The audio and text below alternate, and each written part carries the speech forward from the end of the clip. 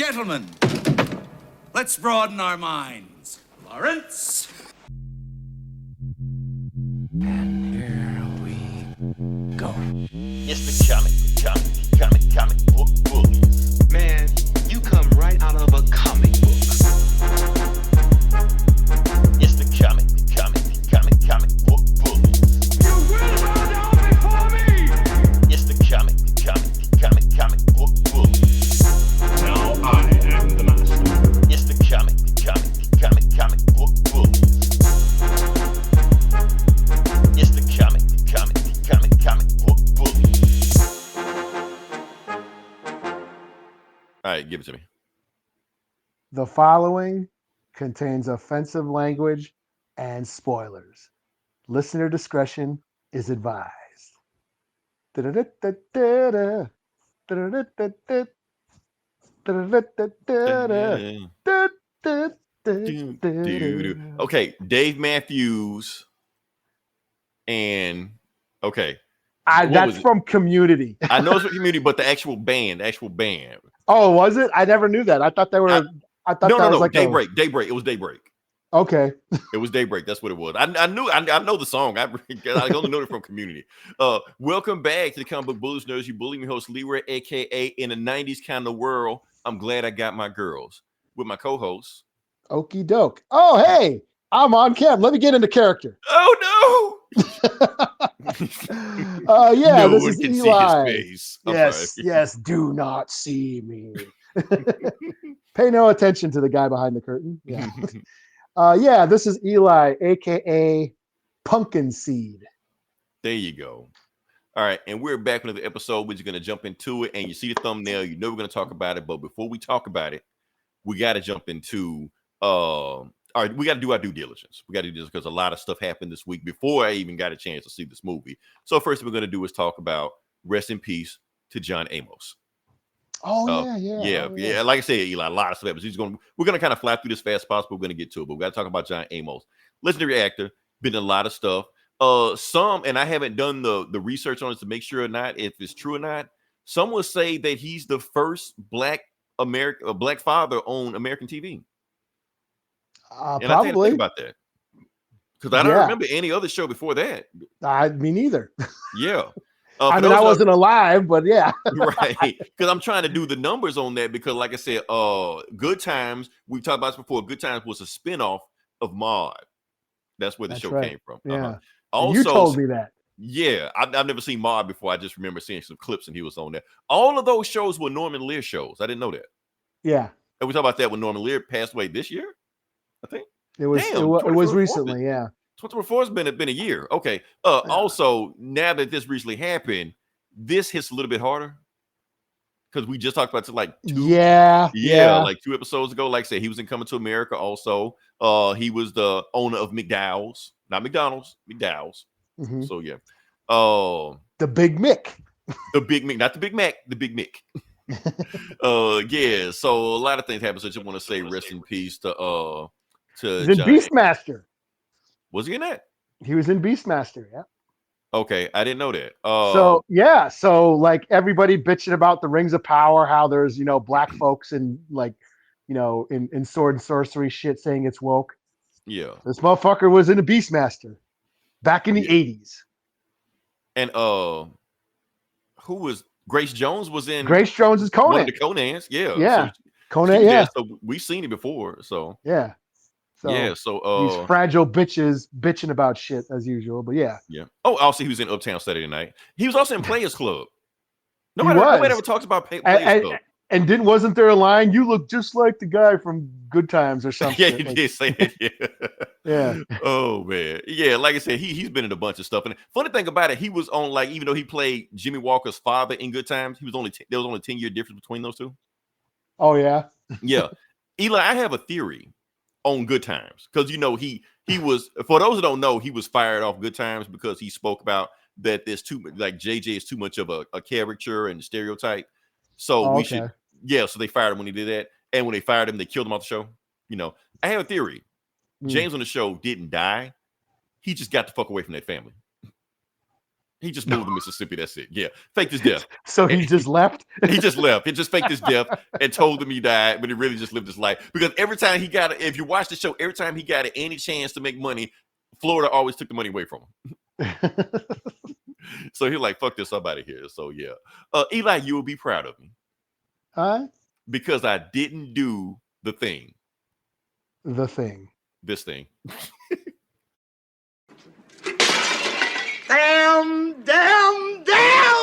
I apologize. I had to. I couldn't resist.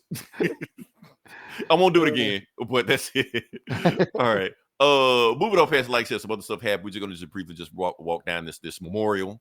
I want to briefly talk about, like I said, we're going to talk about sports in a second. So I want to talk about Dikembe Mutombo, aka Mount Mutombo. Got to talk about him. Great basketball player. Of course, he was from Africa. And in the 90s, Africa, when they saw anybody 7 foot tall, they just put a basketball in their hand, whether they knew how to play or not. They just figure out later on, like you'll figure it out. So yeah, one of the greatest sons of all time. Love Dikembe Mutombo. He used to do those commercials. Not in the house of Mutombo. Love that guy. Yeah. So rest in peace to him. Also, now Eli, you got to put the disclaimer up for the next one we're going to talk about. Okay. Yeah. The views of Leroy does not reflect the views of Eli. They really don't, Eli, because we're going to get some shit, and I don't want you to get I don't even know what you're going into, but yeah, I'm just like, here we go, man. I'm buckling up. Okay, so want to also say rest in peace to Pete Rose. So yeah, a legend in the game. Like I said, before I get into it, is this Jake? Is this Jake? Jake. Yo, Jake. Jake. What it do, Jake? Yeah, we about to get into the shit, Jake. About to get into the shit. Matter of fact, Jake, you might want to give a disclaimer also. What up, ladies? Yeah, Jake. Yeah, ladies, meet Jake. Where the white women at? Yeah, if there's ladies listening. Oh, Eli, no, you haven't seen the numbers. We have a 12% female engagement rate. No shit. Yeah. So hello, ladies. Hello, ladies. Now, I know you can't see Eli right now. Right now, he is sitting by a fireplace. And what's 12% of 5 people? Hey, still counts. Oh yeah. Anyway, we're about to lose when I start talking about Pete Rose. Anyway, so we're talking about Pete Rose. Those who know Pete, everybody knows who Pete Rose is. Like I said, one of the greatest baseball players of all time, has the records for most hits and most games played, and is not in the Hall of Fame. Mm-hmm. We all know why he's not in the Hall of Fame, because he got caught betting against a team. So because of that, he had a lifetime ban on baseball, and they wouldn't allow him in the Hall of Fame also because of that. He tried to appeal it over and over again in his lifetime. It came close a couple of times, but they were like, no, it ain't happening. You're not getting in there. Here's my thing, Eli. We were so hard on Pete Rose for that mistake he made, but we act like he's the only athlete that ever made that mistake when he's not. Because we know that Michael Jordan did the same thing in the NBA. I did not know that. So you're gonna give me a history lesson? Yeah. Well, okay, Eli. There's some. You say I know sports. No, Leroy knows sports. Now here's the thing, Eli. Before I go down this road, I do want you to know that what I'm about to say is a conspiracy theory, Illuminati, flat Earth type shit. I'm about to say, but the truth is out there. The truth is out there. So, I mean, like I said, what I'm about to say is not something people haven't trust heard. No one. Like I said, it's out there. So the thing is, now Eli, I don't know how much you know about sports, but I'm pretty sure you know there was a time when Michael Jordan retired back in the 90s. Retired. Okay, sure. Okay. Yeah, when he played baseball. Remember Michael Jordan played baseball? Oh my God, yes. Damn, dude. The 90s was a hell of a time. So okay, I don't know what you were doing in the 90s. I'm glad you had fun, but yeah. But there was a period when Michael Jordan, when he retired in the 90s, played baseball for like 18 months and went away, and then came back to the NBA afterwards. Now, some people Who did he play for? What team was he on? He played like minor leagues, like Cubs? Not Chicago Cubs, but like under the Chicago Cubs. Okay, the minor. Okay, the minor. I can't remember their name, whatever like that. It was something like that. He sucked at baseball. That's all. The Aardvarks or something. Yeah, some shit like that. The Armadillos. So the conspiracy theory is, Eli, is that Michael Jordan got caught gambling against his team in the playoffs, but they had to cover it up. Against his baseball team or basketball? No, against his basketball team. Oh, no shit. Yeah, that's what they're saying. They're saying he was shaving games. Like Michael Jordan will like one game just play like shit in the NBA playoffs. Like Terrible. And, So he like, could win. so he can win. Like he was shaving points. Okay, I'm gonna just throw this game, play like shit, bet against my team. So the bookies in Atlantic City. And matter of fact, they caught him in Atlantic City the day before he played like shit. Like that all that news came out. And then the next game, he scores like 40, 50 points, win the games and shit like that. So like, okay, what the fuck is going on here? So what they're thinking, and this is around the time like his dad that so a lot of people now, like I said, conspiracy theories, some people's thinking that his dad got killed over that. Like he owed people money. We're in it now, man. I know we got to talk about it. We're through the looking glass. We're through the looking glass. Let it go. So what they're saying is that because of all the stuff was going on, before the news got a hold of that, he retired to get away from that. Well, really, it was really like an 18-month suspension or an indefinite suspension or just a suspension to just get the limelight off him. Because the thing is, if he got caught with that scandal, he was going to take the NBA with him. He was the biggest player. He was bigger than the NBA. So they couldn't afford him to get attached to the scandal like Pete Rose did. The Major League Baseball could survive, without Pete Rose. At NBA in the 90s, they couldn't. So let him go away. The heat died down. When we forget about it and we move on, then he can unretire. That's my conspiracy theory. Like I said, I'm the only person to say that. Other people have said that before, but that's your conspiracy theory for the day, Eli. Like you said, you know how crazy I get with this shit. So yeah, because I want to believe. Oh man. Oh, okay. Yeah. Thanks for listening. All right. Let me say, we move on next. I think that's all the people. Hey, some bitches think Mr. Clean is hot. Just saying. Hey, yeah. Yeah. Oh, who do we got? Let's see. That's why we have 12% engagement, Eli. There we go. There you go. Oh, let's see. Is that? Are they from Japan? Okay. Hey, we're going international. Thanks for listening. We're international. Konnichiwa. I hope you're from Japan. I'm not. Okay. All right. Can we move to the next part of the podcast? Sure. Okay. Like I said, we're here. We're going to talk about this movie. We're going to talk about the Joker because it's the biggest thing right now. This thing is so big that any past videos we made that has Joker in the name has gotten hits. 2 years ago, 3 years, that pregnant Joker comic review we did is getting hits. God damn that! I totally forgot that was a thing until you said. Yeah, until I said I forgot it was a thing. Until I said like pregnant Joker. What the fuck? Oh, we did do that. Oh shit! Yeah, that was something, wasn't it? That was a thing. That was a thing at the time. Yeah. So, like I said, we're gonna talk about the movie Joker, Filet Mignon, Doo. You're gonna talk about. I saw it. Yeah, I didn't see Joker. La Femme Nikita, whatever it's called. Filet mignon, whatever you want to call it. Adele. Okay, so yes, we're talking. Now everybody's heard about the news. Everybody heard about the news.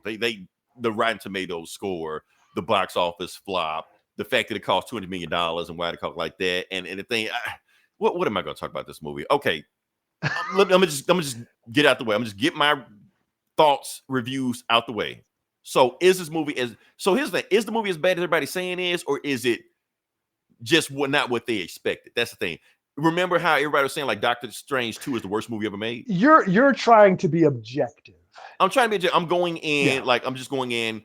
Just this what it is. But see, we don't manufacture outrage on this show. Right. We could just say this is woke trash, liberal trash, or Eli and people are doing it. Yeah, this is. Or it's racist and the patriarchy. We could do that, but we don't. Yeah, because somehow Lady Gaga is part of the agenda. Like what agenda? I don't know, but apparently they know it. So yeah. Okay. Yeah. Sure. I don't know. I just saw the thumbnail. I didn't click on it because I don't want to go down that rabbit hole. Yeah. All right. Hey, I'm not mad at her. So whatever's going on with that was every time I see her in them get-ups, I'm not mad. So the thing is the movie bad or is it just not meeting up to expectations? I'm gonna just tell you this. My thoughts of the movie. This movie is ass. This movie is booty water. This movie is basura. This movie is terrible, bad. Any words about it? This is not meeting expectations, not disappointing. No, this is a shit movie. It just is. Matter of fact, as a sequel, this is the most unnecessary sequel since Weekend at Bernie's 2. Like, we didn't need this movie, but somehow they made this movie anyway, and this is what we got. So I'm completely satisfied with everybody shitting on this movie as much as possible, because there are some brain dead thoughts they have in this movie, and people always want to throw out there, well, you didn't get it. You didn't get it. No, I got it. And the thing is, the more I get it, the more I hate this movie. Like, that's the crazy thing about it, because it makes you think, because this movie movie's making me think about how shitty it is. Right. This movie really feels like Todd Phillips said fuck you to everybody that made that movie. Now, we got to go back to it, we got to put our frame in the movie. Matter of fact, the movie is so bad, it's like ammunition for anybody that hated the first movie. Like, it makes the first movie worse. Okay. So let me dig into it. Now, let's just go back to it and talk about the first movie, because we can't talk about this movie without talking about the first movie. We got to talk about Joker, 2019 or something when the shit came out? Something like that, yeah. Something like that. Okay. Like I said, we're comic book podcast, but when I went into the movie, I didn't go into this movie as a Joker movie, because I knew what they were doing. This movie is a psyops. That's what it is. This is a trick that Hollywood is playing on us. And I'm going to tell you why it's a trick. Eli, we are talking about this. You know where I'm going to go with this. Because the Joker movie isn't a Joker movie. It is two Scorsese movies. One, Taxi Driver, and two, King of Comedies. Because they know that people that watch superhero shit all day never seen any of these movies. Oh, first off, that was before they were born anyway. So yeah. It was before I was born. So yeah. So the point is they are Martin Scorsese movies.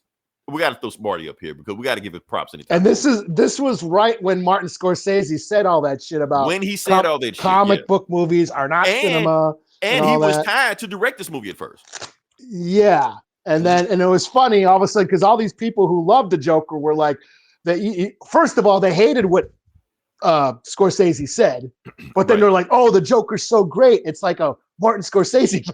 Right. Because it was Todd Phillips mimicking a Martin Scorsese movie. That's what it was. Because the thing, and honestly, that's why I thought the movie was so genius, not because of the movie itself, because of Warner Brothers marketing. It felt like they cracked the code with Joker. So what you can do is dust off an old classic script, throw a superhero cape on it, and make billions. That's brilliant. Taxi Drivers for Dummies, Taxi Drivers for Dummies, yes, for beginners. Because they did the same thing with the Batman. The Batman is 7. That's all it is. Yeah, 7, like, Zodiac, beat. Commissioner Gordon is Morgan Freeman. He playing the same fucking guy. What else we got? Hell, we talk about the Penguin. Penguin is Sopranos. Yeah. Like, they know what they're doing. They're just, okay, dust off some old classic shit that we have the rights to, and just do that. So, but do you think that so this movie, do you think, and when I went into the movie, I'm thinking, like, what classic movie are they going to rip off this time? Are they going to rip off, Purple Rain or some shit? But put, Joker in it or some shit? Or in Harley Quinn? No, they didn't. This is technically an original story, which is one reason why it failed. Because, like, y'all should have just ripped off somebody, man. Y'all should have did this shit. Just did the Birdcage. You should have. Oh, I'm gonna get back to that anyway. Matter of fact, I even thought for a second, like, okay, are y'all Tu Wong Fu. It should have been Tu Wong Fu. I thought for a second they were gonna do One Flew Over the Cuckoo's Nest. I thought, okay, just rip that shit off. Yeah, remember they didn't do that. They didn't. Who was that? We read that comic. Was it Azzarello? Brian Azzarello did that one Joker story where it was like Joker. It was basically One Flew Over the Cuckoo's Nest at Arkham. Right. And Joker and all the Batman's Rogues Gallery. And I'm like, there's your Joker sequel right there. They could have easily done that. They didn't do that. Like, the things you think they would do, they didn't do. But it's almost like they purposely did it, Eli. I got to talk about the movie some more. Okay, let's keep going. All right. Now, you know what's funny about this movie? Like, we've already talked about that this was a musical. A lot of people will say, I'm not going to see this movie because it's a musical. I get that. That's like that. Basically what I said. Yeah. Right. Here's the thing. A lot of people didn't know it was a musical. So they went into the movie, and when the singing started, they were like, what the fuck is this? So it caught them off guard. That's why I'm saying so many people just walked out of this movie. And I've seen some of them clips because people on TikTok. I've practically seen the whole movie just because of TikTok clips. I don't think you've seen everything, Eli.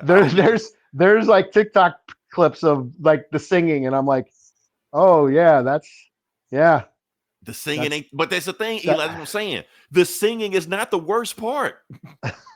That's what I'm saying. Everybody's stuck on that one thing. Now, the singing, I'll talk about the singing for a second, but it's so much other shit in this movie. Like, if they take the singing out, this is still a bad movie.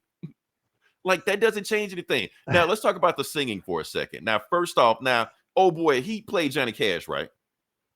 Oh yeah, Joaquin Phoenix. Yeah. He can't sing for shit.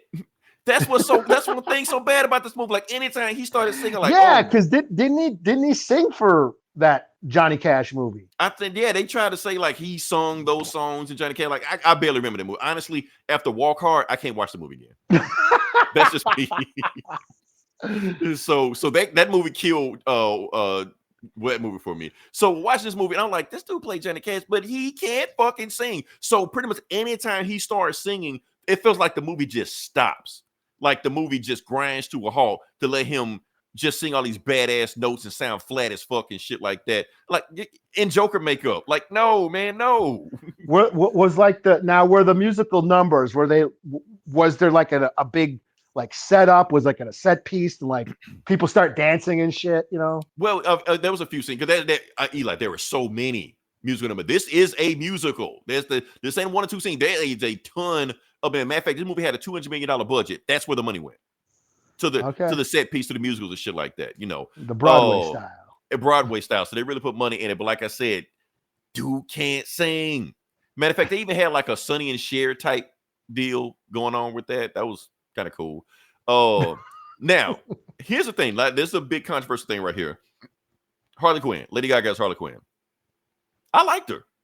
Matter of fact, she's probably my favorite part of the movie. And matter of fact, here's the thing. Old boy can't sing, but Lady Gaga can. So when she was actually singing in the movie, I'm like, oh, thank God. She saved me because old boy can't sing for shit. But Lady Gaga was, and then the thing is with Lady Gaga, because she's supposed to be playing a person that can't sing, so she kind of like toned herself down. But the more the movie goes on, like the production budget gets bigger and the scenes get bigger like that. And I like really let Lady Gaga go. So I'm like, okay, I know other people don't want to hear the musical and don't want to hear the shit like that. A few of those musical numbers that with Lady Gaga, I was sold on. I was actually entertained with a few ones she was doing. And her performance as Harley Quinn, I enjoyed it. I thought she was pretty good. They actually flip it. They actually flip it. So her origin isn't the same as what it used to be before. Here's the thing. Okay, when we all know about Joker and Harley Quinn's relationship is that Joker is manipulating Harley for whatever reasons. They flipped it. Harley is manipulating Joker. Okay. Yeah. So I actually like that, but you don't even figure that out till halfway through. So Joker, because like I said, this Joker is an idiot. So of course he's not gonna manipulate anybody. So, but you don't realize that till like halfway through the movie, like, oh shit, she playing him. Okay. So it like hits you at the same time it hits her, and you don't know what side she's playing. So honestly, I thought Lady Gaga was probably my favorite part of this movie. Now, I'm not saying she's my favorite Harley. I'm just saying for the role that she's playing, she fit this role.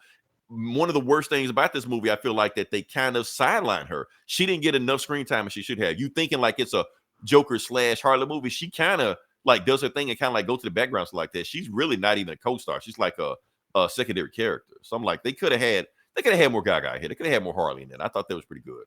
Oh, what else about this movie? Oh, but that's the thing. It's not just a musical.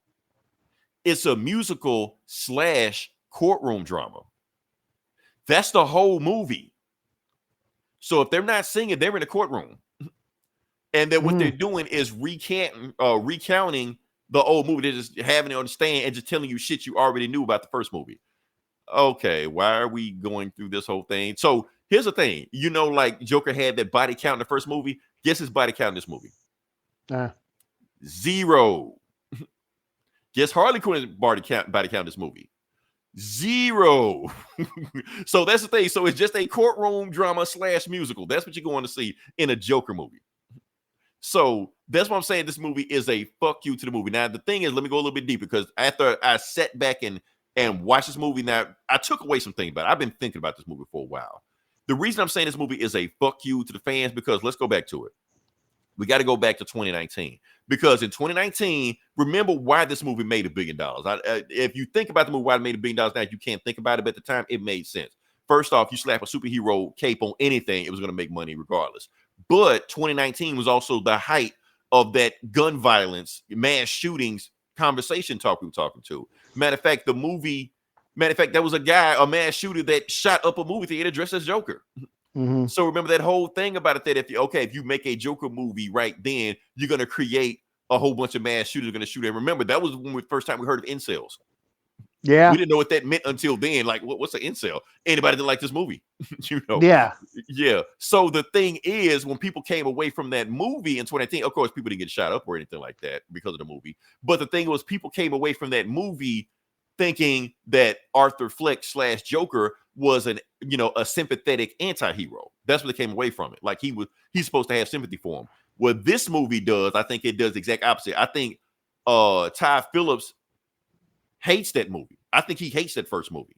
And I think he did everything he could in this movie to undo that movie. I think he wanted to beat you over the head that no, he is not an anti-hero. He's not to be sympathetic. He is not the hero. He is not Homelander. Yeah, and this is where people misunderstand. Yeah. Especially when you take a villain and try to humanize him. He is still a villain. Right. You're not supposed to like Homelander. He's a fucking asshole. And that's why people hated season 4. Sure. He does some cool shit sometimes, and he's amusing and he's entertaining and he's an interesting character, but he is a bad guy. He does bad shit. It's like Legion. Like I watched Legion, and I thought Legion was great. The TV show Legion about the X-Men character. Very weird show. It's an acquired taste, but there was all this talk towards the end of that show where like, who's the hero? Who's the hero? Is it Legion? Is it Sid? Blah. There was all this chatter on all these sites about, whether or not who was the hero. And like the point is, nobody's the hero. They're all villain. Legion is a villain. People have a hard time when they're watching media. They always think the protagonist is the hero. That's not the case. That's not the case. Scarface is a bad guy. You're not supposed to idolize him. You're not supposed to idolize Rorschach or any of these people like that. You idolize it. You missing the point of the movie. Yeah, Joker is a villain. He's a mass fucking murderer. Right. He's a homicidal maniac. And that's what this movie was doing. It was beating you over the head because the thing is, like all the survivors of the people he didn't kill, they came to the stand and they were recanting what happened, but they were telling from their point of view. So Joker is basically hearing from them. So that way it's beating you in your head that no, you were not supposed to idolize the guy. These people didn't do shit to Arthur Fleck. Yes, he didn't kill them, but he traumatized them. Like it's been 3 years since it happened. They can't like even function in society anymore because they saw him bash a motherfucker with a hammer in front of their head. Or they shot him shoot somebody on TV. So now they can't function in real life because he traumatized them, even though he didn't mean any ill will. It still fuck him up. And plus they just want you to show how pathetic he is. The fact that Harley Quinn is playing him. Here's the thing: the whole point of the movie is that Arthur Fleck, for him, Joker was a one-time thing. Like he just wanted to be Joker.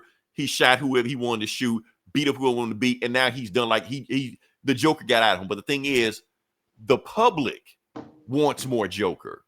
He can't get away from it. The Joker is now a celebrity now, and the movie is a commentary on how we celebrate serial killers.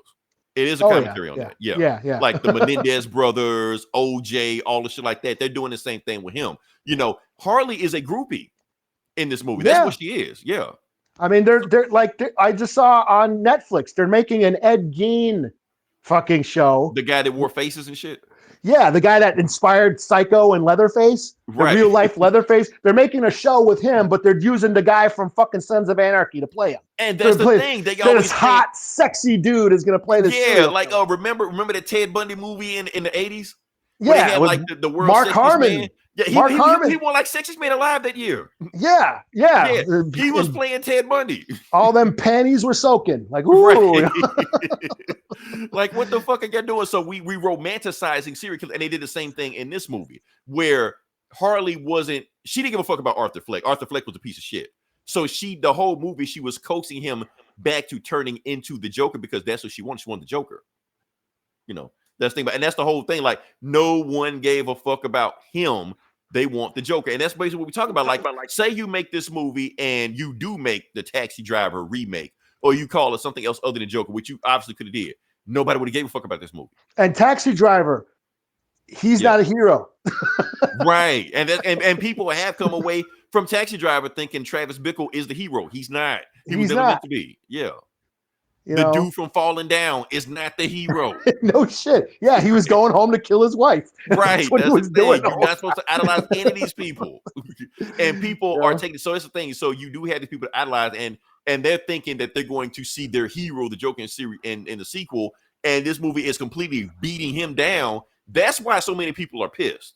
So that's why they're pissed, because when they're beating Arthur Fleck down, since you would idolize him, they're beating you down. Eli, I'm gonna go a little bit deeper. Have you seen the end? I'm pretty sure you've seen the ending. I've heard. Yeah, actually, I did. Yeah, I saw it on Okay. TikTok. I'm about to spoil the ending. I'm about to spoil two things that happen in this movie that, for everybody don't want to hear it, just click off right now. I'm about to tell you two things that happen in this movie. First off, before you get to the ending, Eli, here's something that nobody is talking about in this movie. Joker gets ass raped in prison by the guards. Okay, sure. I mean, I would imagine that probably did happen to Joker at some point. That's the thing. Batman, darling, you know, right? And that's the thing. So the thing is, he's fighting to know whether or not to become Joker or not like that. When they fuck him in the ass in prison, he's not Joker anymore. He's done. I'm Arthur Fleck. I'm done with this shit. You know. So he's Arthur Fleck for the rest of the movie after that, and then he gets stabbed to death by the real Joker. So that's what I hear. Yeah. Yeah. So and people are saying that's clever. That's like, no, it's not clever. That's dumb. That's dumb as fuck. Oh, and the guy because the reason we know he's a real Joker, because after he stabs him, he carves up his own face. How did like I get these scars? Or whatever. Right. Yeah. It's dumb. It doesn't make any fucking sense. I'm just like, okay, this is another fucking thing that doesn't make any sense in this weird ass movie. So what if people are like connected? Oh, they need to make a Joker 3 with that guy. No, they don't. Let that shit die. That's it. So yeah. So my thing is this. So the thing is, they do all these things to Arthur, and you thinking that Arthur's going to get revenge on the guards for ass fucking him. Never does. Nah. They just talk shit to him, beat his ass, all stuff like that. He lets his best friend in jail, gets killed also. No retaliation for that. When he dies at the end, he's just like, oh shit, okay. He just dies. That's it. And then they got the pig, the Porky Pig. That's all, folks. Close in on the like, what the fuck was this? And so yes, but here's the thing. This is why so many people hate this movie, because if you like the first movie, if you identify with Joker in the first movie, this movie is designed to say fuck you. That's what it's for. He wants to undo everything he did in the first movie. That's what it's for. And I actually, like, now that you're saying that, I actually admire that kind of. Yeah. But I mean, can you really say fuck your fans? I mean, because these are people paying to see your movie, but it's so weird, man. Because that's why I think they made it a musical to begin with. What do these guys that identify with Joker, what do they hate more than anything else? Musicals. Let's make it that. What else do they hate? Lady Gaga, put her in the movie. So right there, that's two strikes right there telling you what to go on. Like, okay, so they know when you go in this movie, you're going to hate this. And then you shit on Joker for the rest of this movie, like an Arthur Fleck and all stuff like that. So that's, I think I said everything. I didn't even look at my notes, Eli. You're just freestyling. Just freestyle at this point. I had notes, but yeah. Off the top, rage. Right. That's all I got. So yeah, like I said, but the point is, all I'm saying about the movie, that the movie is boring. The movie makes no sense. The singing is bad. The songs are bad. The song selection is bad. I don't give a fuck about the Partridge Family. Who the fuck want to make a Partridge Family song in this one? Oh, I mean, really? It's the 80s. You can't throw no Rick James in there, some shit.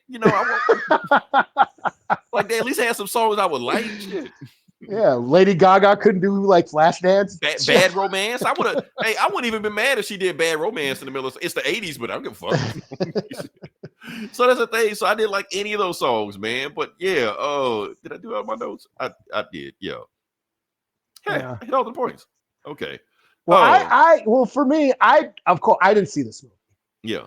I didn't want to see this movie because yes, I wasn't into I'm not into musicals. Musicals are just not my thing. Mm-hmm. I was not interested in seeing this, and I did not like the first movie. Right.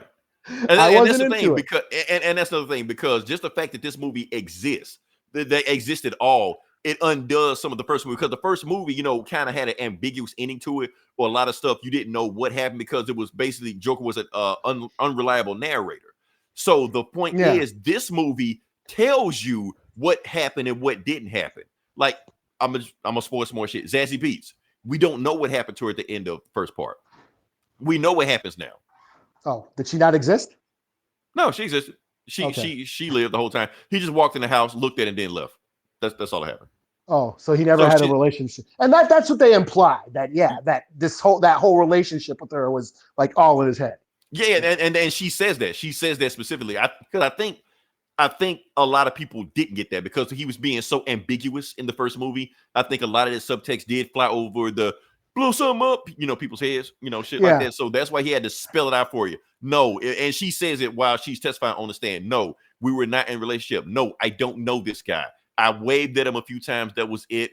His mother told me all kind of crazy shit about him. She says she thinks he's a virgin. So that tell you right now that he's an incel. Yeah.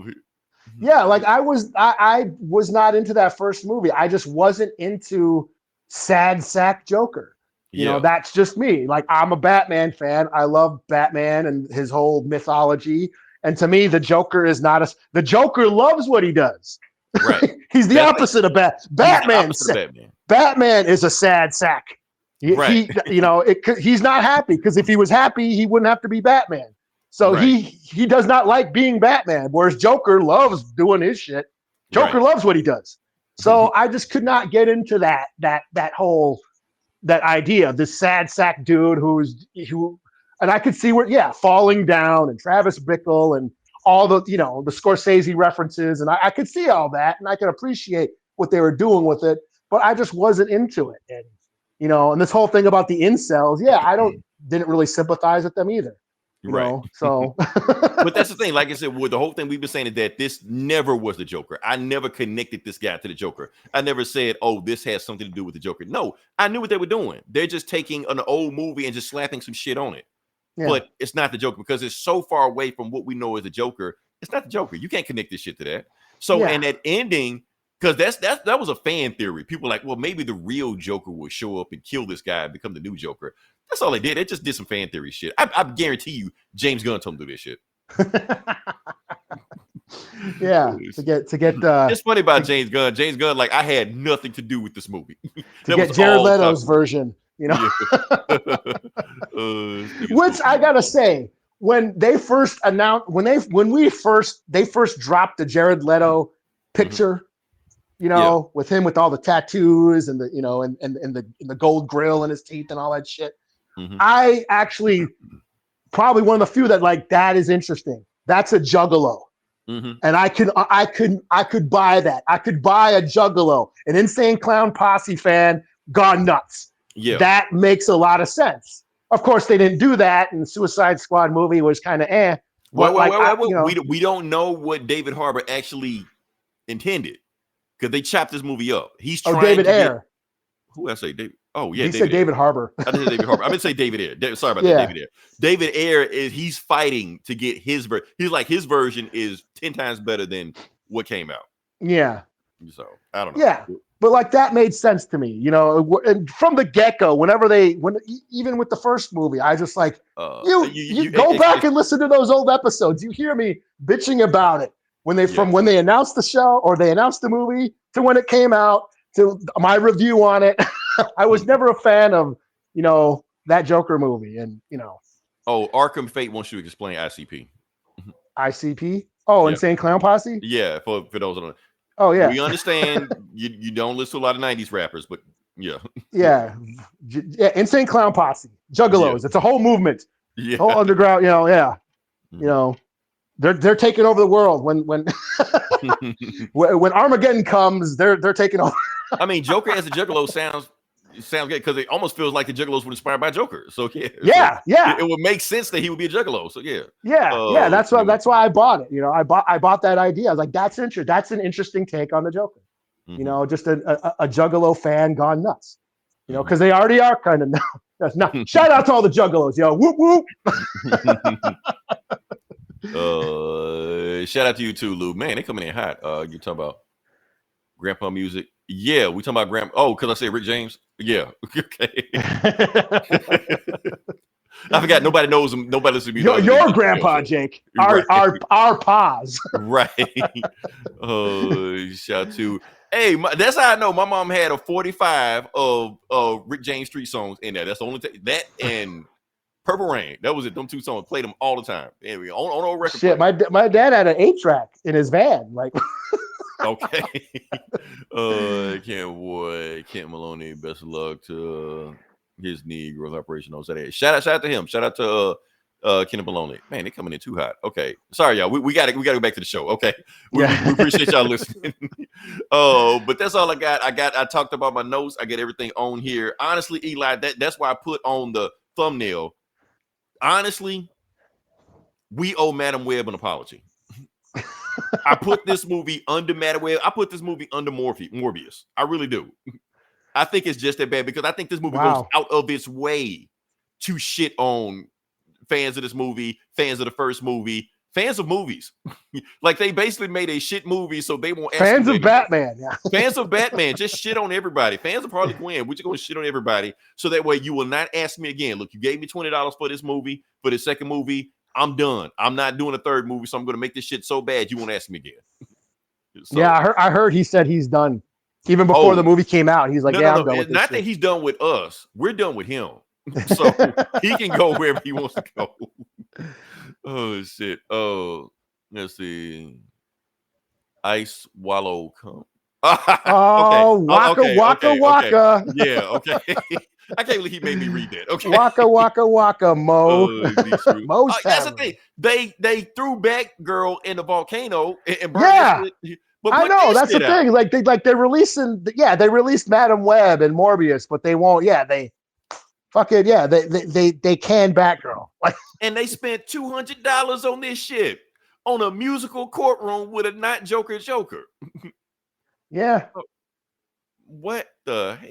This is why, DC. This is why. Batgirl release. We thanks. We know who Batgirl is. So yeah, but appreciate you. Damn. Okay, we gotta move on. We gotta move on. I'm gonna slap a rating on it. I'm gonna slap a score on this one. Man. My rating 2 out of 5. That's my rating. Now the reason I'm rating a 2 out of 5 is because remember I reviewed a piece of shit movie last week also, Megalopolis. Oh yeah. And I thought Megalopolis was the worst movie I saw this year. And then I saw this. You know, so Eli, honestly, this shit made me depressed when I walked out. Okay, so I saw Megalopolis. That shit sucked. I came out of Joker. That shit sucked. I was like, what the fuck am I doing, man? I'm like, this is my hard-earned money I'm spending. Eli, I'm not made of money. I know I look like it. I'm not made of money. And this is what they're trying to get movie theaters to come back. And they're trying to get movie theaters to come. They're trying to get people in the movie theater, and they drop shit like this back to back, you know. So I'm in the movie theater walking out the joke. I'm like, man, that fucking movie sucked, man. And I just blew all my money for this shit. Now that I could have spent that money on some other shit. And so I felt bad until I looked at the internet and everybody was trashing shit just as bad as I was. That made me feel a little bit better. I'm like, everybody else can share my pain also. Because Megalopolis, I watched this shit by myself. No one gave a shit. So I can say Megalopolis sucked. People are like, who? What? You know, Francis Ford who? But this movie, I can say this movie was ass and it will get traction. People were like, yeah, everybody is on the same boat. Hey, we might as well market the outrage like everybody. They might as well. Because that's the thing, like I said, the first Joker movie, maybe this will get us monetized, man. Put on the thumbnail trash or whatever. Joker trash. Ass. What do we got here? Nubia Black. A movie? Hell, just give a comic. Damn, they can't even give a comic. Damn, crawl before you walk. You know, shit. Yeah. So that's my thing. So my thing about this with this movie, what I lost my train of thought. Okay. Yeah, I don't know. I lost my train of thought. Look, this movie, don't go see it. I've told you what to think about this movie. You can go into it and know everything. So don't go in there shocked or go in there surprised. It is heavy on the musical, heavy on the courtroom drama, and other shit. So yeah, like I said, Megalopolis. Now here's the reason I give a 0.5 of Megalopolis versus this movie. Now I said with Megalopolis that it was Francis Coppola. This movie he stood by, and it actually had so many ideas. He just didn't know how to put this shit together. This he was trying to make it for like decades.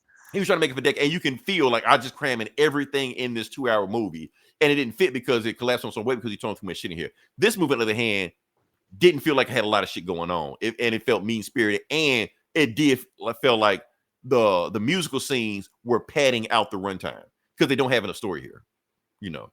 Because after we shit on Joker and we do the court scene, we don't have enough movies, so let's do these long ass musical scenes to kind of pad out the runtime. But there's really not a movie here. There's no reason for this movie to exist. It really is not. So that's why I give it a 2. Yeah. Feminine, what's her name? Feminine Nom or whatever is saying, what's worse, Halle Berry's Catwoman or Joker 2? I'm gonna say Halle Berry Catwoman because that was like really, really shitty. So yeah, like I said, it's levels to this shit. So yeah, but like I said, I ain't mad at it. Like watching Halle Berry in that number. That is true. That is true. I ain't mad at that. Like Yeah. at least I could watch. Yeah, does it follow any Batman lore? No. I mean, Catwoman didn't either, but yeah. Yeah, it's not. She's not Selena Kyle. It's just a one-off. It's very silly, but I did not mind watching Halle Berry in that. And see now you got me thinking Catwoman or Joker. That's the thing because you did have Halle Berry in a Catwoman suit. So yeah. I'm still Points for that. Points for that. No, I'm gonna just say that because I'm gonna give some points for Joker because it did. Remember the cinematography in the first movie? That's still here. They still got some awesome shots. It's still got that 70s feel, 70s, 80s. It still got that feel to it. And I'm making a point for Lady. I thought Lady Gaga was good in the movie because there was a few musical numbers in there for me that did hit. Like when they let her danced go. With your hands I was above your head, myself. So yeah, like Jesus said, you know all this shit. I was thinking about myself, so I could do this shit. Yeah. Oh, but yeah, but okay, Halle Berry. Other than Halle Berry, shit. Oh, yes. We need more black female superheroes in live action movies. Sure. Well, honestly, here's the thing: Halle Berry shouldn't have been Catwoman. She should have been Vixen. Okay. That's what it should have been. They could have did the exact same movie, but just make her Vixen. I think that movie would have been more well received at that. So because they draw Vixen like Halle Berry in the comics anyway. What do we got here? Superheroes for life. Yeah, happy to meet you. That's your YouTube name? Okay. Do you like Wendy? Who the hell is Wendy? Wendy's?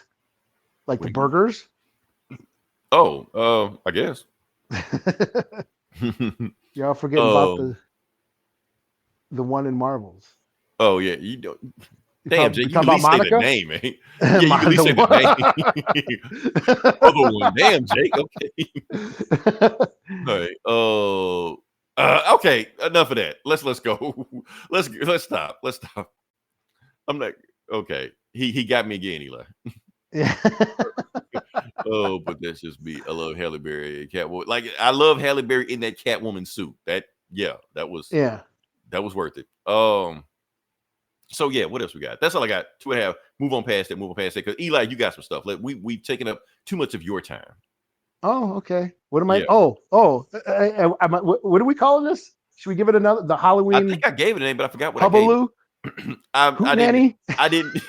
I should have gave something fancy but yeah, I just said Eli's hard comedy thing. Yeah. Okay. Sorry, we're done with Joker talk. We're done with Joker talk for the rest of the night. So yeah. Yeah, for the rest forever.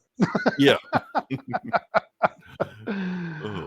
So yeah, being that it's October and it's spooky season, and I'm a horror guy.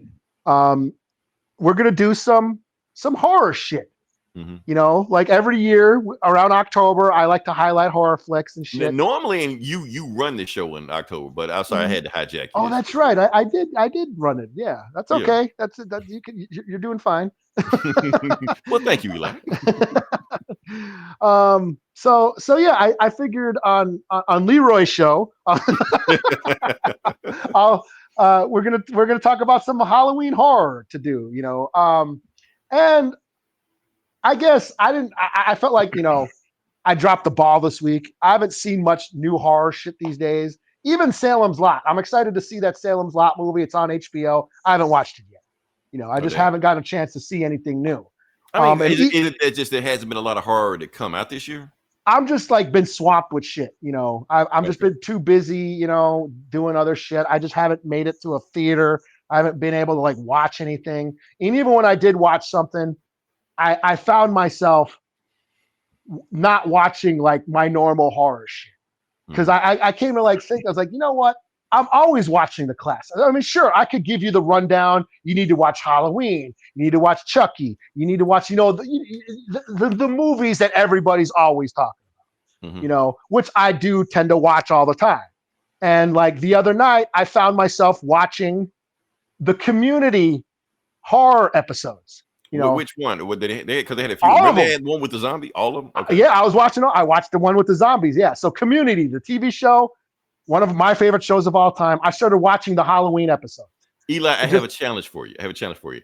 I think we should make one Community reference, or at least one, every episode.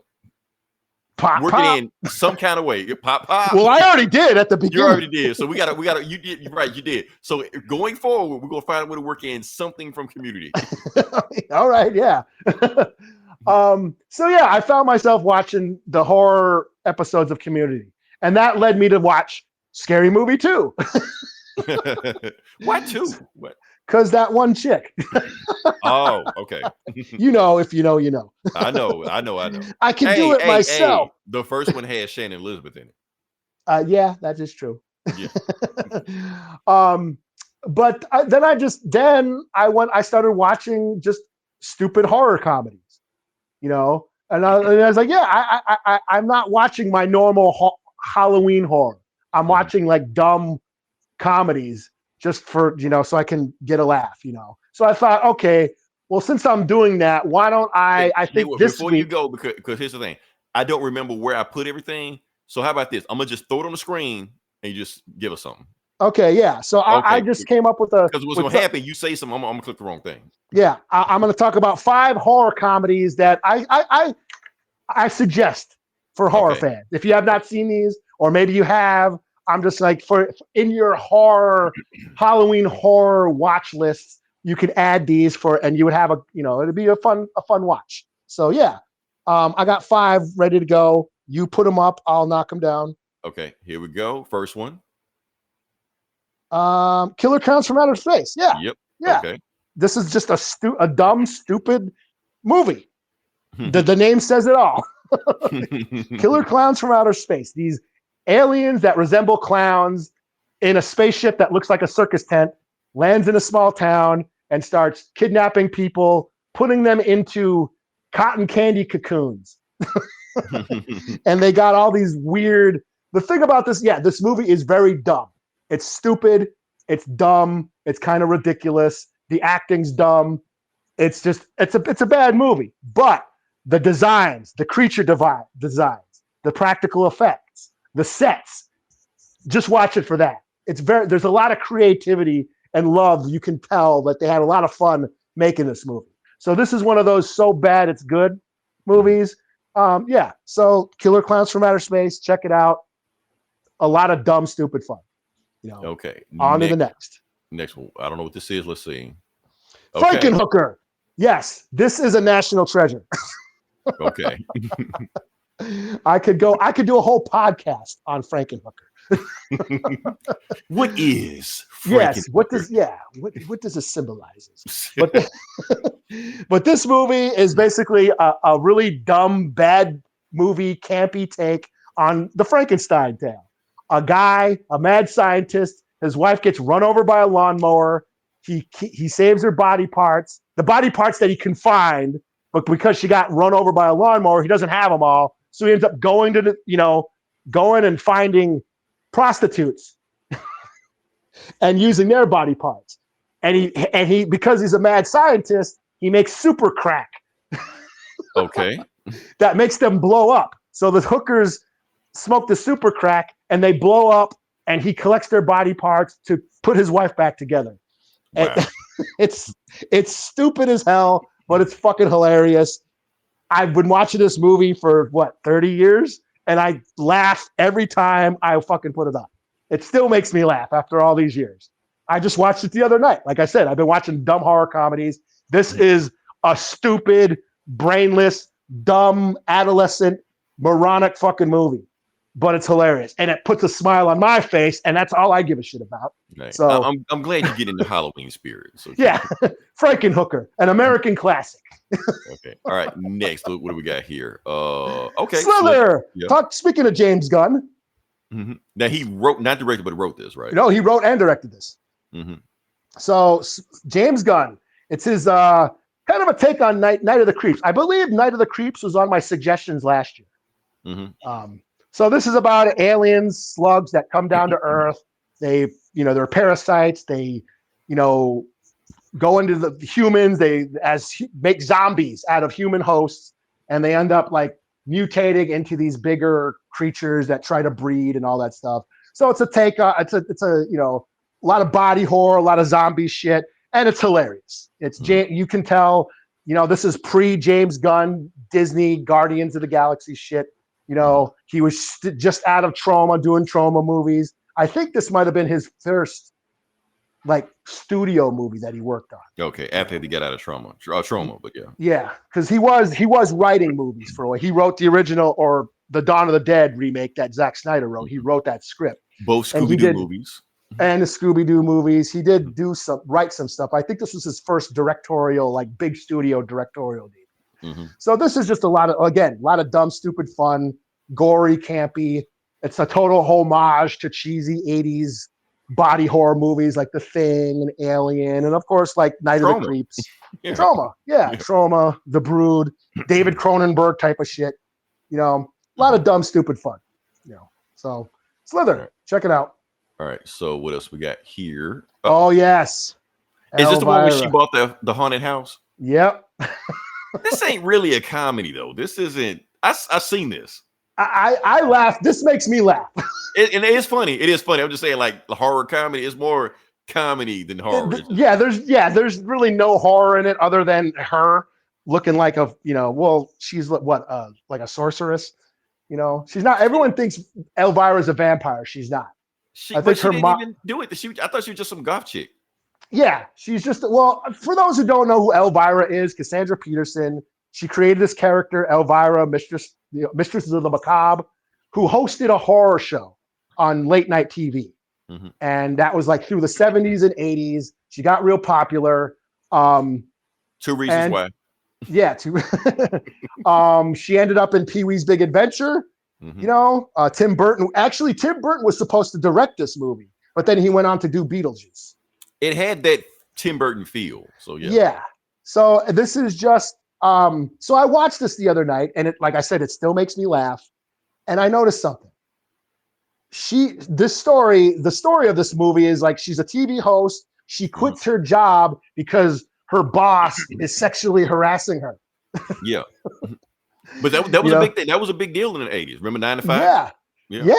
Yeah. But I'm saying if this was made now, people would call it woke and all that. Those guys would bitch about that shit. Right. The agenda, the woke agenda. But this is Elvira's a girl boss or whatever. She's woke. She's got a feminist agenda and all that horse shit that they bitch about. These so-called tough guys that whine about the stupidest shit. Upset over Snow White and shit. Yeah. Whining about the Little Mermaid and shit. Right. Bunch of pussies. But anyways, Elvira quits her job because she's being harassed by her boss, and she goes to this small town called Falwell. I think Falwell, Massachusetts. Now, Falwell was a reference to Jerry Falwell, the TV evangelist, the conservative TV evangelist who was, the moral majority.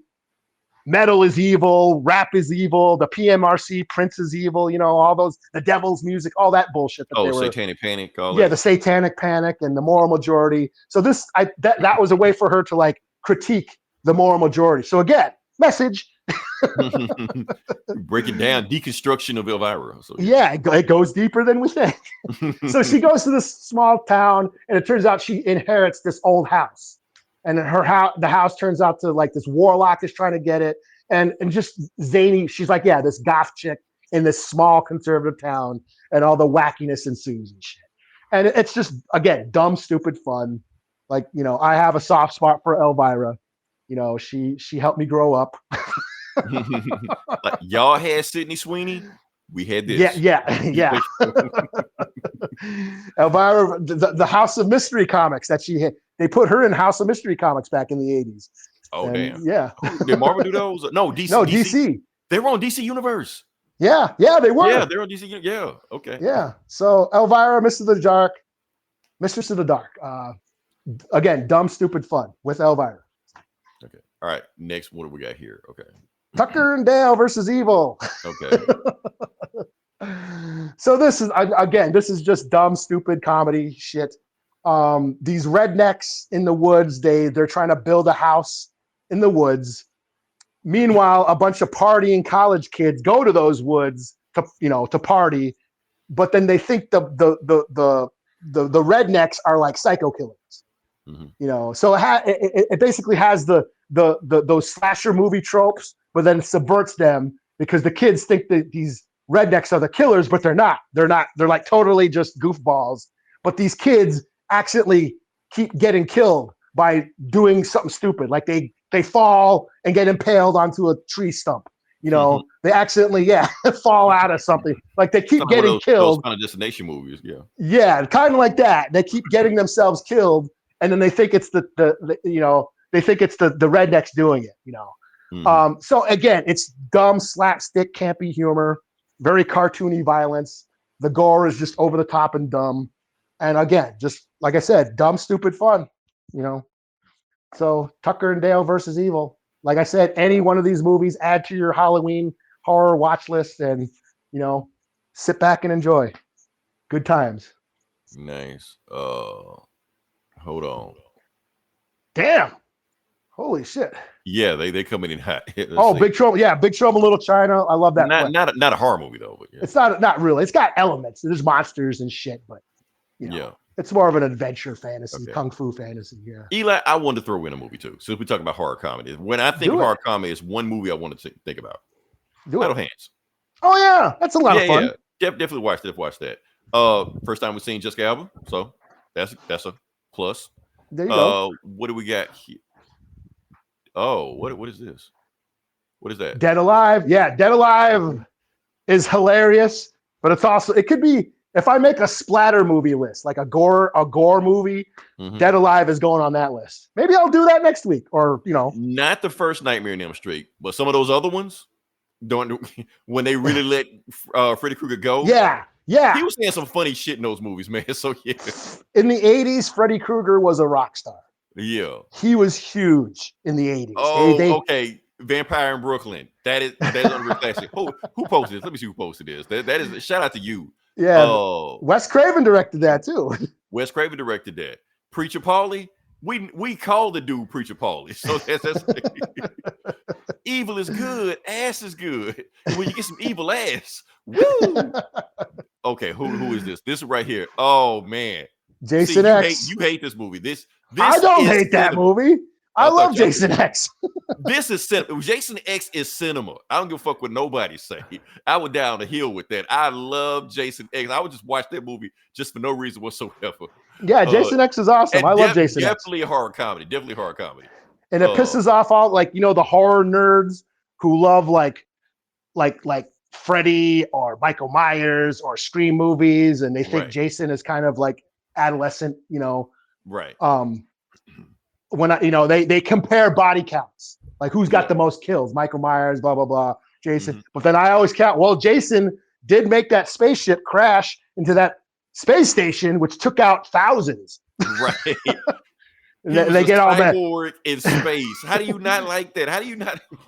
Yeah, I'm like, he killed thousands on that spaceship by blowing it up. That only counts as one. Sound like that dwarf in Brie Larson is in Community. Yeah. No. One day we're gonna make a list of community actors that are in the MCU. Well, Community goes so deep. You wouldn't. The Russo brothers directed those. The Russo brothers directed those episodes. You wouldn't have the MCU as you know it without Community. That's how deep this shit goes. One day we'll break it down. One day we'll do it. We're not gonna do it today because we're not gonna talk about Community today. We're gonna do a Community podcast one day. Arachnophobia. Damn, that's a deep cut right there. Remember that one? When Kirsten Dunst in that? Kirsten Dunst in Arachnophobia? I think so. No, that was like Jeff Daniels and I think she was in it too. Kirsten Dunst? She'd have to be mad little then. That was like in I think 89, 90? Yeah, that's what I'm saying. Huh. I haven't seen that in a while. Yeah. Eight-Legged Freaks. That's a good one too. Eight-Legged Freaks with David Arquette. That's stupid and funny and giant spiders and shit. And when it gets that cat in the fucking, it's killing the cat and the Rubber. fucking duck. Huh? Rubber. Oh God. I knew you would hate that one.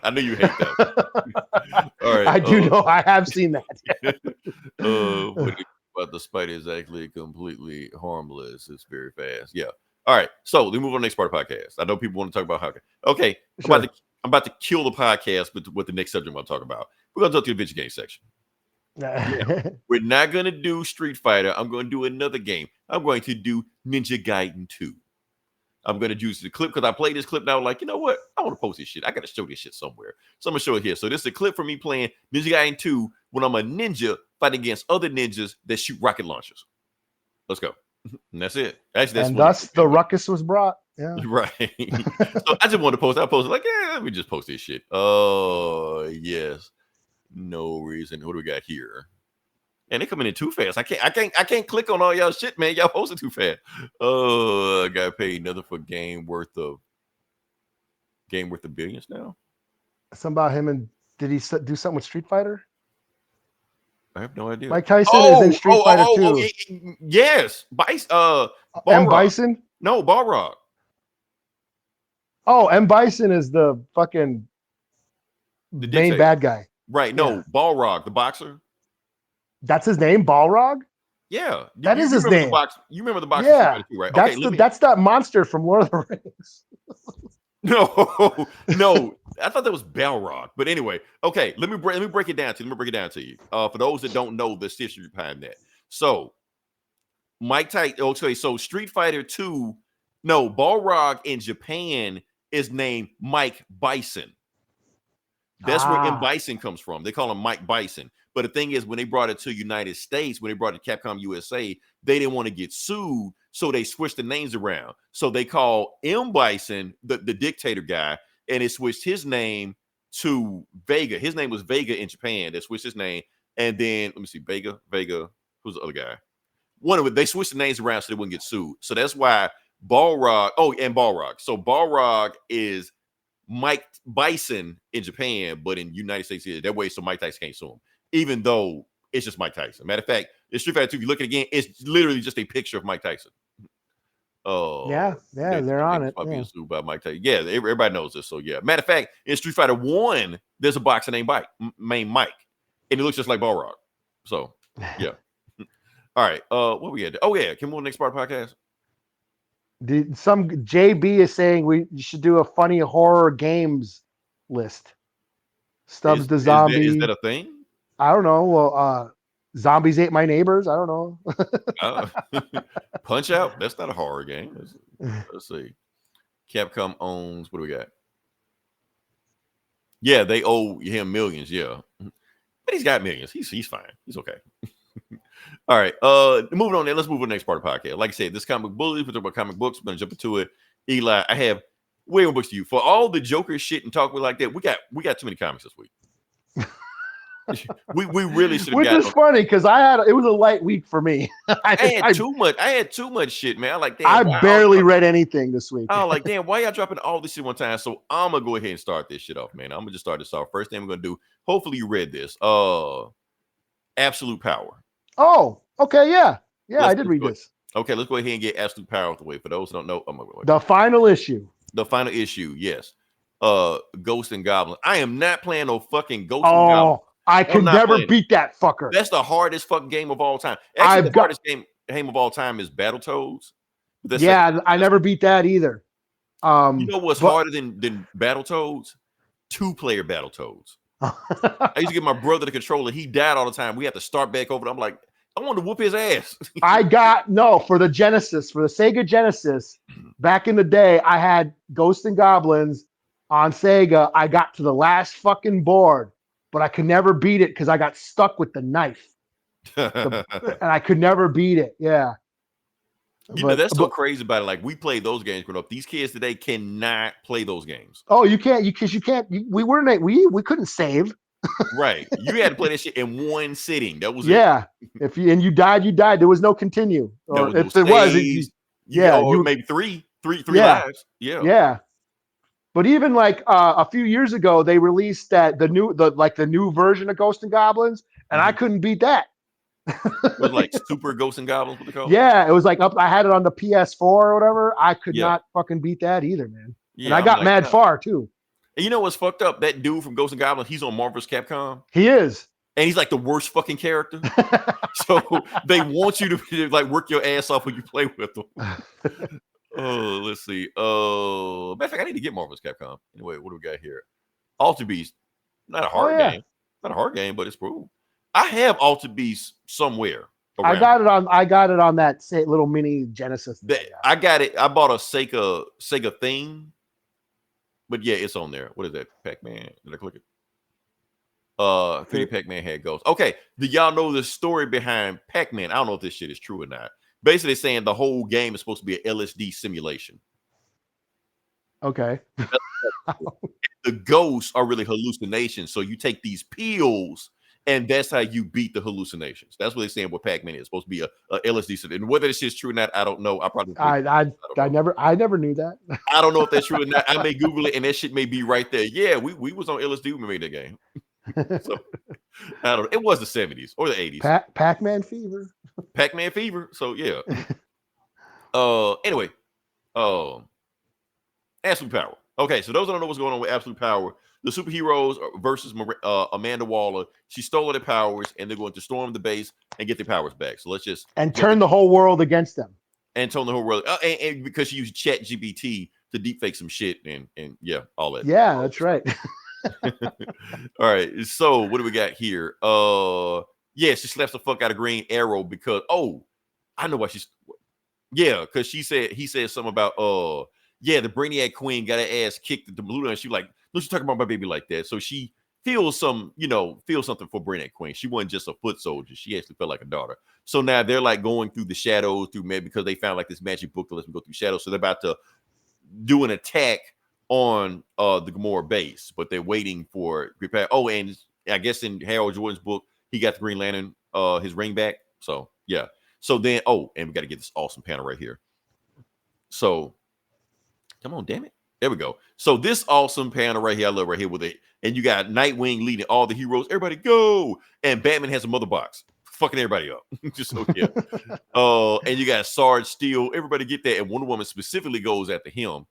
And who took them out? Yeah, what was going on right here? Oh, and the multiverse speedsters, they're trying to bring everybody else over to the multiverse to take them out. So Amanda Waller cut off the multiverse, but she's about to unlock the multiverse to bring everybody through it. So yeah, and Superboy, well, I ain't gonna call him Superboy. John, he still has the powers, he's freezing and shit like that. And so Superman, John flies Nightwing directly to Amanda Waller while they're doing all this crazy shit right there. I want to see, Wonder Woman got her shield. Even though she got no power, she still got a shield. And she just runs up on Sarge Steel, beat the shit out of him. And you got Owlman and Doom, all the multiverse Doomsday. And Green Lantern is trying to hold him back, but it's only a matter of time before they get to him, so they're trying to do that. Skip all this. I know I'm flying through this, but I don't care. So you got the Robot Justice League. Like you can present all the heroes you want. We still have your power, so you're still gonna lose. So Amanda, and so Nightwing is there. Amanda Waller got she did something to John. But what did she do? Oh no, Failsafe. Failsafe got his ass. She like, I was waiting for you to come here. Oh, and she's got kryptonite because he's got a power. So she's about, look, I'm done. Putting y'all in jail and canceling y'all. I'm just gonna kill y'all. I was being nice to y'all at first, about to just kill all y'all. So she knew that they were coming. She was ready for them the whole time. Meanwhile, Batman had to do the time commander. He's building some kind of machine to reverse what the Mazos did. And yeah, and everybody's getting their ass kicked, and they're losing. Green Lantern can't hold everybody back, and that's when like other speedsters like their wheel join with Hal to make it stronger to keep him back. So yeah, and that's what happened. What would happen? Green Arrow, Green Arrow just shoots everybody. He was like, he was under Martian Manhunter's spell the whole time because she had so many like telepaths and shit like that. He had to like go so deep undercover they had to fool telepaths. That's why he fooled everybody. And just when Amanda Waller was about to do some shit, Dreamer showed back up, even though Dreamer died, but she said dreams don't die because for some reason John Kent won't stop thinking about her. I don't know what that's about. So somehow she was able to reform herself in his dreams. So now they gotta get the powers back, and they just run through the Robot Justice League and shit, and everybody goes there. And what do we got here? They blow up, and yeah, what happens? Oh yeah, so Flash is saying I'm gonna cut off the multiverse machine, but if I cut the multiverse machine, I will cut off the multiverse. The multiverse won't exist. Like we won't have access to it. She's like, do it, otherwise they're gonna come all through everything. And that's when he blows the multiverse machine is done.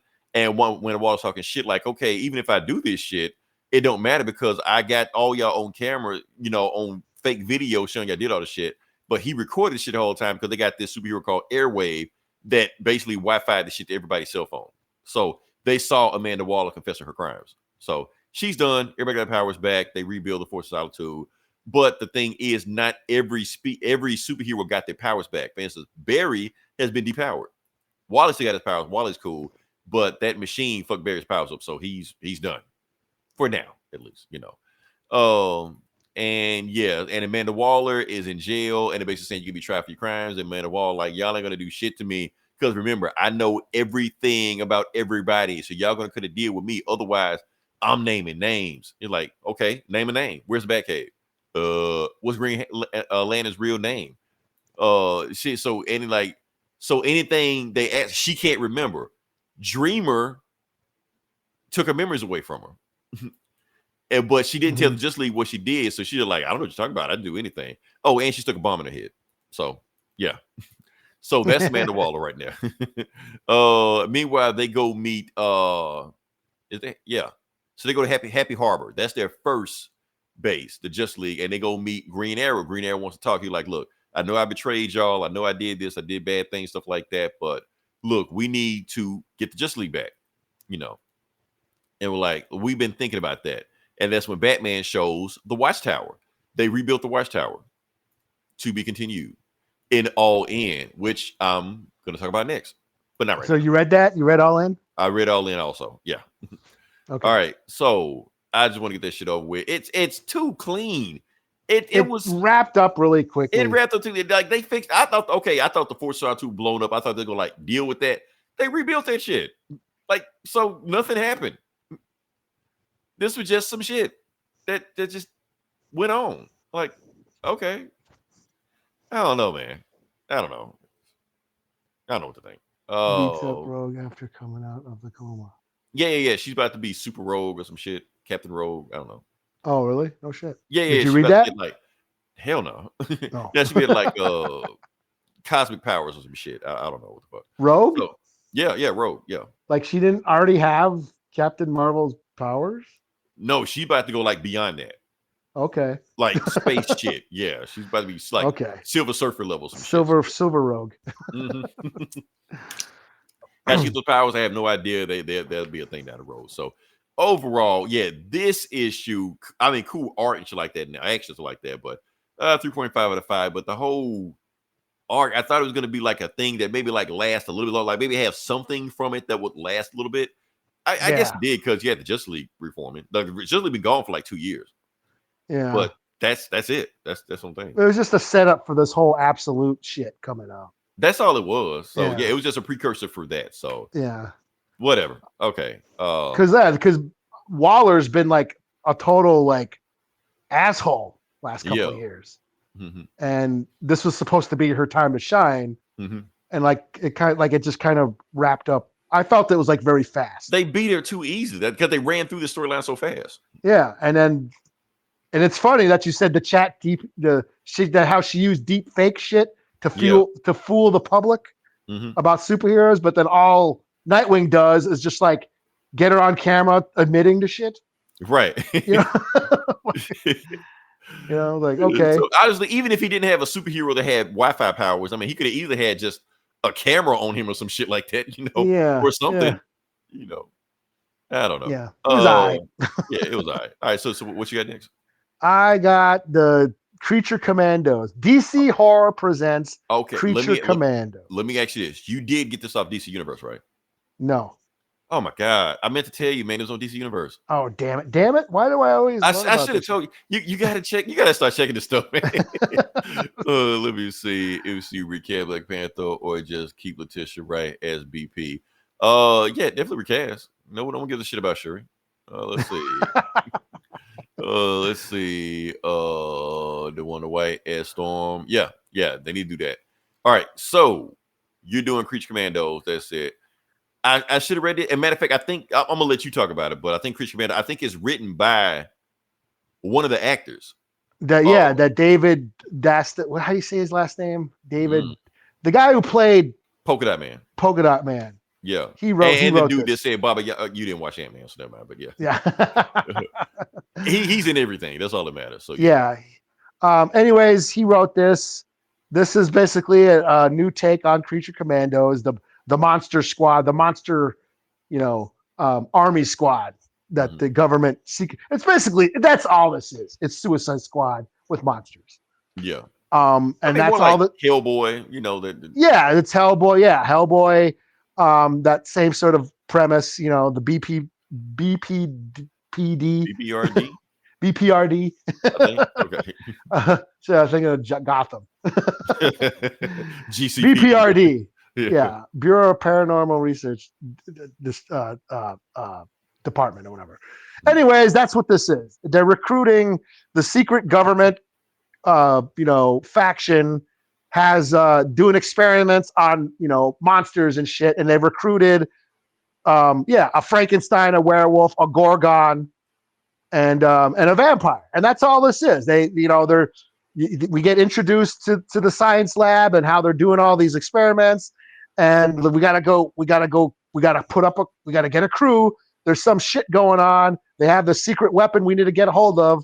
So that's what they do. They get a vampire. He's like a hitman, like a vampire mob assassin.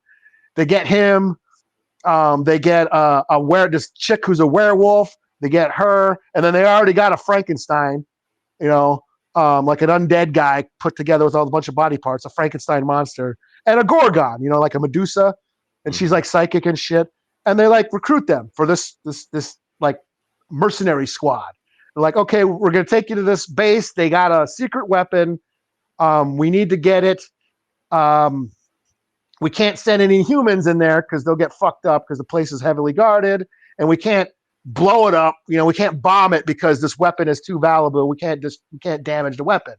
So we're sending you guys in, and you guys can do whatever the fuck you want. Your monsters, have at it. So they do. They send this squad in to go investigate this thing, and it turns out on that island that they're going to, they have Brainiac. I guess Brainiac is the weapon. Yeah. How? I don't know. Okay. I don't know. But Brainiac is there and he's making shit. Okay. So yeah, that's it. And this was our, like I said, it's Suicide Squad with monsters, just in time for Halloween. Just in time for the show. Just in time for the cartoon that's coming out. Yeah, they're pushing the Creature Commandos. It's all right. It's nothing groundbreaking. Kind of fun. Art was just okay. But it was all right. I'll give it a 3 out of 5. Nothing. It was a light week. Okay. All right. So you know what? Let's keep the party going. We're gonna talk about DC All In. Now, the reason I flew through that last book was because DC All In is the book they're really pushing this week. This book was 55 pages. Okay, yeah. Yeah. So honestly, I'm gonna fly through this shit as fast as possible. Hold on, let me see what we got here. Let's see.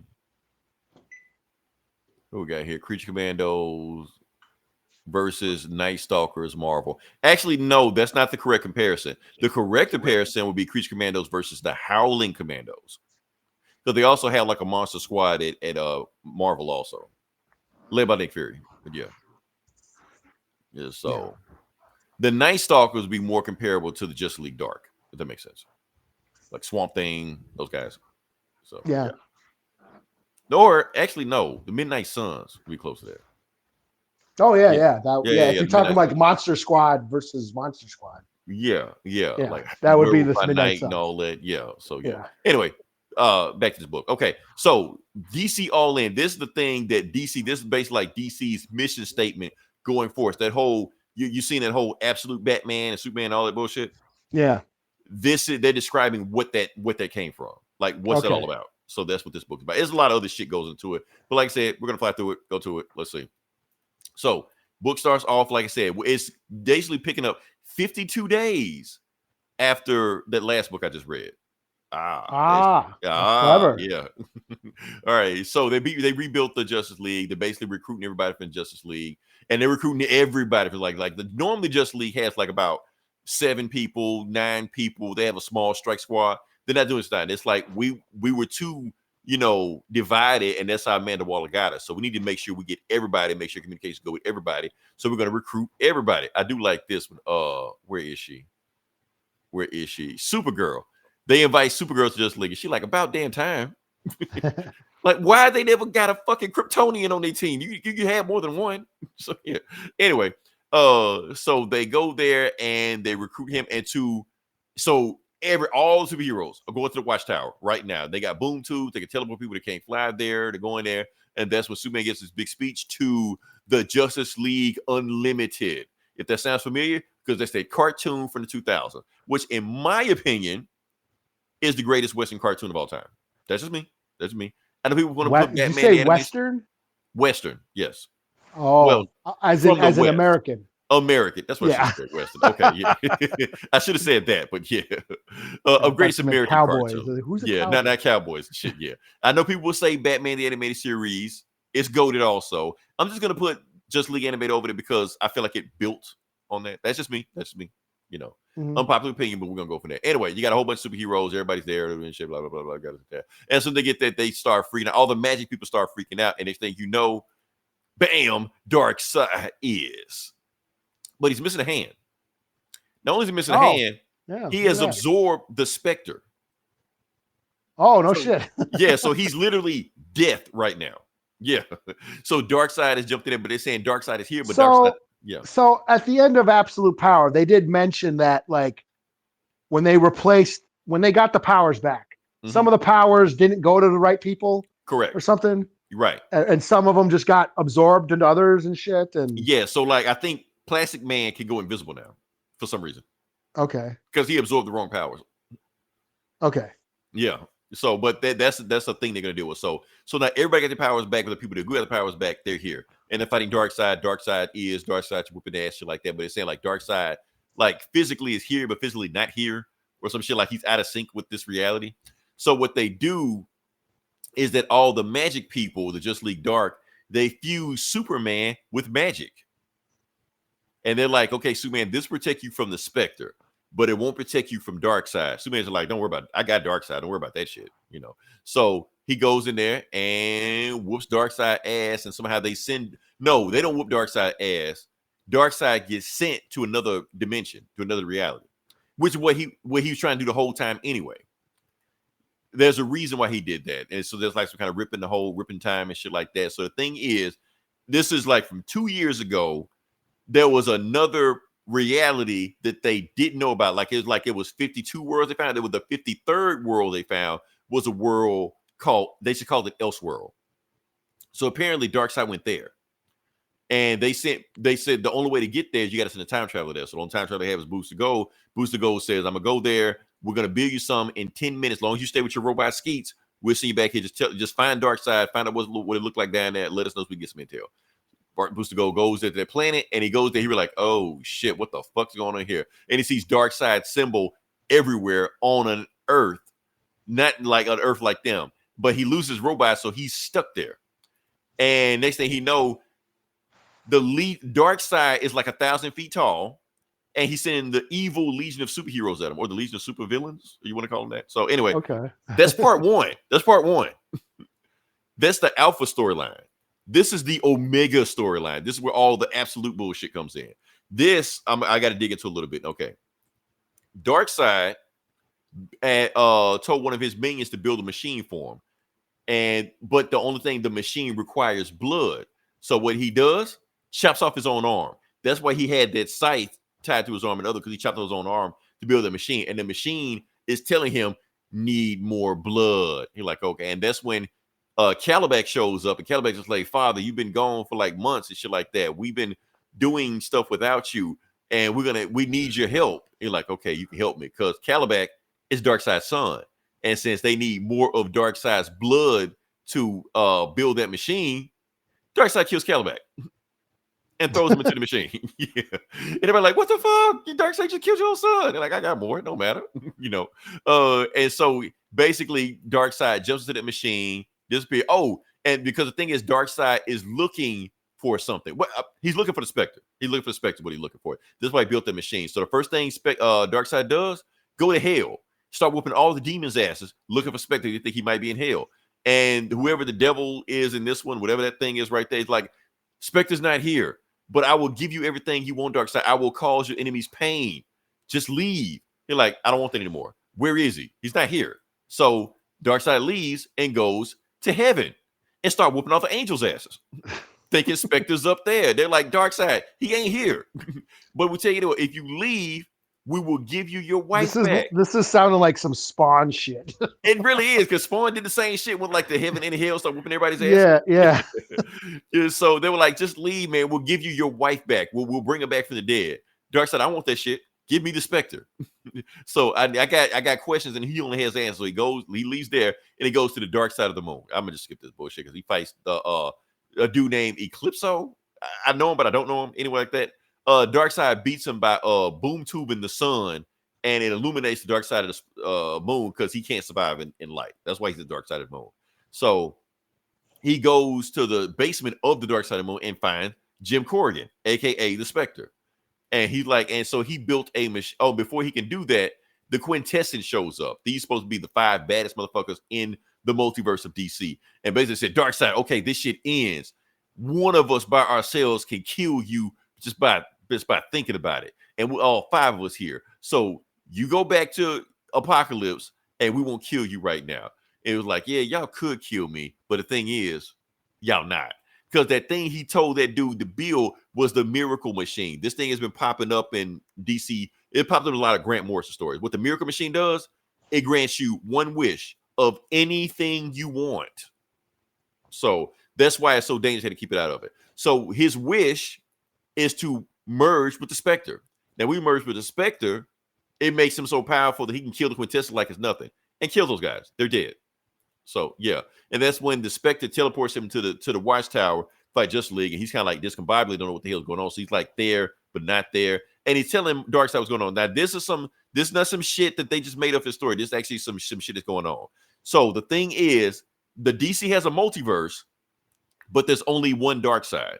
Darkseid exists outside of the multiverse, but the thing is, pieces of him exist in every multiverse. So when they cut off the multiverse in that last book we just read, Absolute Power, all of those multiverse versions of him combined into him, and it's messing his mind up so much, it's confusing him. So he's just like, there's only one thing for me to do. Since I'm tied outside of the multiverse, I have to basically kill myself. So he basically goes to Superman to kill him. Because if he kills Darkseid, Darkseid will be reborn, but this time he'll be reborn into another universe, that Elseworld universe he was, and that's the Hand of Destiny right there. Remember, we're not supposed to look at the Hand of Destiny. That's illegal. It's against the rules. So he goes there, and that's when you go. So this universe, where like the regular universe, where Superman is like the main thing because of hope and justice and the Justice League and all stuff like that, he goes to universe where he controls it. And that's where you got crazy ass Wonder Woman, because she wasn't born in Themyscira. She was born in hell. You got crazy ass Batman. I don't know why he's crazy. And it's like that. And you got Superman, who is born from hope, but since the world's so fucked up, he has no powers, or he has powers, but not as strong as he used to be. So basically, Darkseid. So this universe is the true Darkseid, because Darkseid, nobody's ever fought the real Darkseid before. The real Darkseid is 1,000 feet tall. He's going to control this planet. He is a god here. And he's like, so Darkseid is, but on this planet, Darkseid will be. And when Darkseid becomes him, I'm going to go back to the other universe. I'm going to fuck everybody up. So, And that's when you got Booster Gold showing up when we get there, and that's we got the Legion of supervillains. See, the other page, the page was flipped upside down, and this page is right because so basically that's what it is. So that old absolute, I'm sorry, the absolute Batman, absolute Wonder Woman, that shit right there. Basically, they're born on a world controlled by Darkseid. So that's why they look so crazy right now. So yeah. Okay. Yeah. So that's it. That's the thing. That's the whole BC all in. Oh, what do you got here? DC Comics from 6,000 years ago. Well, I don't think they're that old. Noah's Ark. That's where the idea of superhumans came from. Oh, you're talking about that. Actually, they're actually older than that. You ever heard of Gilgamesh? They go way past that. So yeah. Mythology has existed as long as civilization has existed. So yeah, it's older than Noah's Ark. But thanks for listening. That's all I got. Anything else you got? Or I have Daredevil number 14. I got a bunch more books. I just want you to know that. All right, but take your time. Take your time. No, this is fine. Daredevil 14. This is that shit where Daredevil Matt has been the priest. You know, he's looking for that kid who knows who he is. But he's having a crisis of faith right now. Mm-hmm. He's also still fighting. What are they called? That cop gang. What are they called? The Heat. Yeah, it's a gang, like this mob of ex-cops. What? It's the cricket cops and yeah, they're like a gang of crooked cops, ex-cops, and they're doing shit around Hell's Kitchen. So he's, fights them a little bit, but it's just basically Matt. This whole issue is Matt Murdock having a crisis of faith, and he can no longer be that is a beautiful. Yeah, the art's cool. Yeah, the art's has always been cool. I don't know. I guess I'm starting to lose steam on him. Like, he's basically praying, like crisis of faith, but praying a lot. Yeah, he's constantly praying and asking for guidance and all this shit. He does end up quit being a priest. He stops being a priest. That's a big thing. Can you do that? I guess. I don't know. He leaves his faith, and now he's just going to be Daredevil again. And he meets up with what's her face, Elektra, who's like, she's been Daredevil while he's been gone. But anyway, he's like, there's like a monster. There's rumors that a monster is on the street, and they think that's who has that kid, and that's kind of where it ends. And this monster is like killing people. So they're like, yeah, gotta go. That's like, so at least sets up that Like, now I'm intrigued. Like, this felt like just a filler issue. Okay, now they're setting up like something for him to do now. Because this whole, up until now, it's been that seven deadly sins shit, where like every villain was like a, that he fought had a piece, like was a sin from his past or some shit. Oh, kind of like Seven. Yeah. Like She-Hulk was rage. Or anger, Kingpin was gluttony, I think. Shit like that, and it worked for a while. I got a little bored of that. I think I after reading this issue, I was like, damn, I'm getting a little tired of this run. Something better happen. But then this monster on the street killing folks sounds kind of cool. So maybe I will check out the next issue. Okay. Yeah, I just feel like this run is starting to lose its steam. So, all right, hold on. Let me see what we got here. Let's see. Against women rode horseback and went to war with the men. Yes, they sure did. What else we got here? The Greeks. You just get the in from Russia, separated to create the Amazon stories. Yeah. So, like I said, that's the thing. All right, so next book I'm going to do. What am I going to do next? So Daredevil 14. Okay. 3 out of 5. I'll give it a 3. Okay. We're going to do this. Okay. Eli, I'm going to get you back in the game. We're going to talk about Batman. Oh, shit. You read this, huh? I read this. You didn't read this? No. I think I'm back in, Eli. I think I'm back in. Oh, okay. It's still Chip Zdarsky. Yeah. So you know, go ahead all that weird Silver Age shit in here. But this story kind of got me. Okay, I'm just talking about. Okay, this is a new story arc. This is a new story arc. So whatever that bullshit with Phil Second or stuff like that, that's done. This is Chip Zdarsky starting new. So we're just gonna go into it, and I can't remember what the name of the story is. We're just gonna go into it. It's an interesting story what Chip is doing right now. Okay, the name of the story is Dying City Part 1. So you got this family walking down, you know, a weird alley in Gotham City, and they get stopped by a random guy, and he was like, the other family like, we're lost, we don't know where to go. And that guy, oh, you going down the wrong alley. The alley you need to go to is on the left. If you're trying to go there, take a left, up, right, and then you can find out where you're going. They were like, because the other way is blocked off. So he wasn't robbing them. He was actually trying to help them.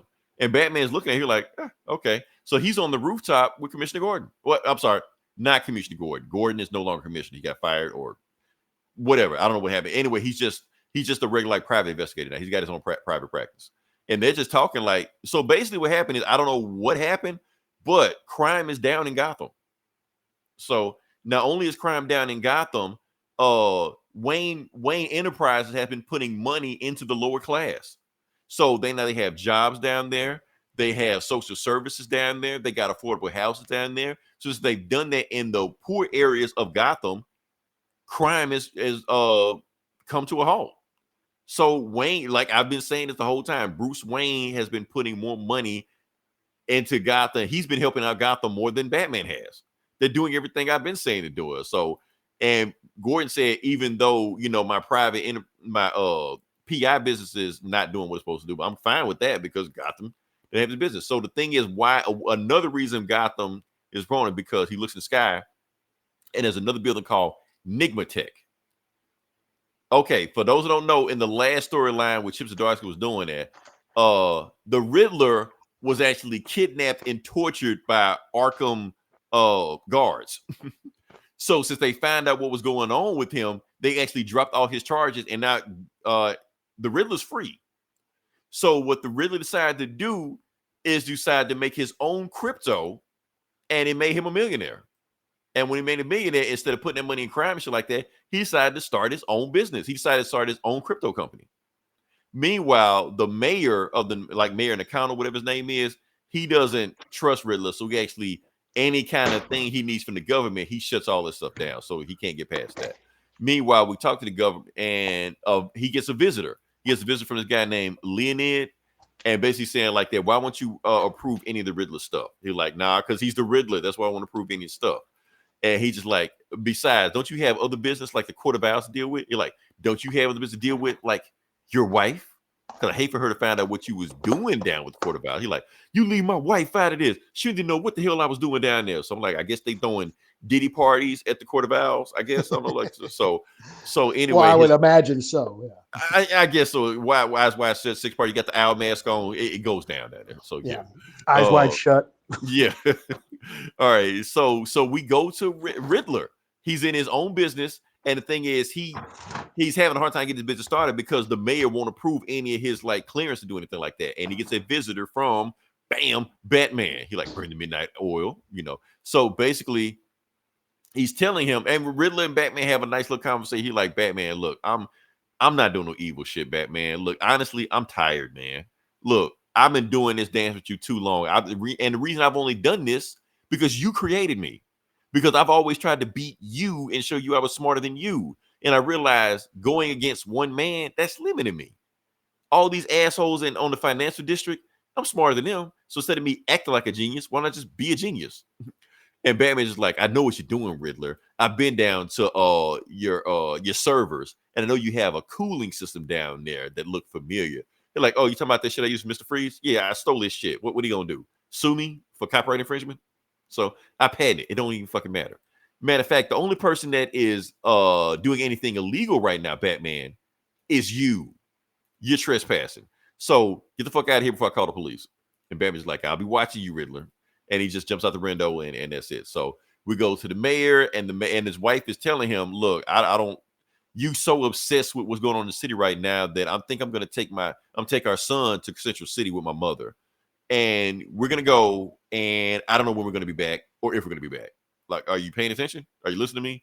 He just leaves. Doesn't say anything. So guess his wife left him. So yeah. Meanwhile, I go to Bruce Wayne. So Bruce Wayne is literally keeping the city. That's not Alfred. That is Miguel.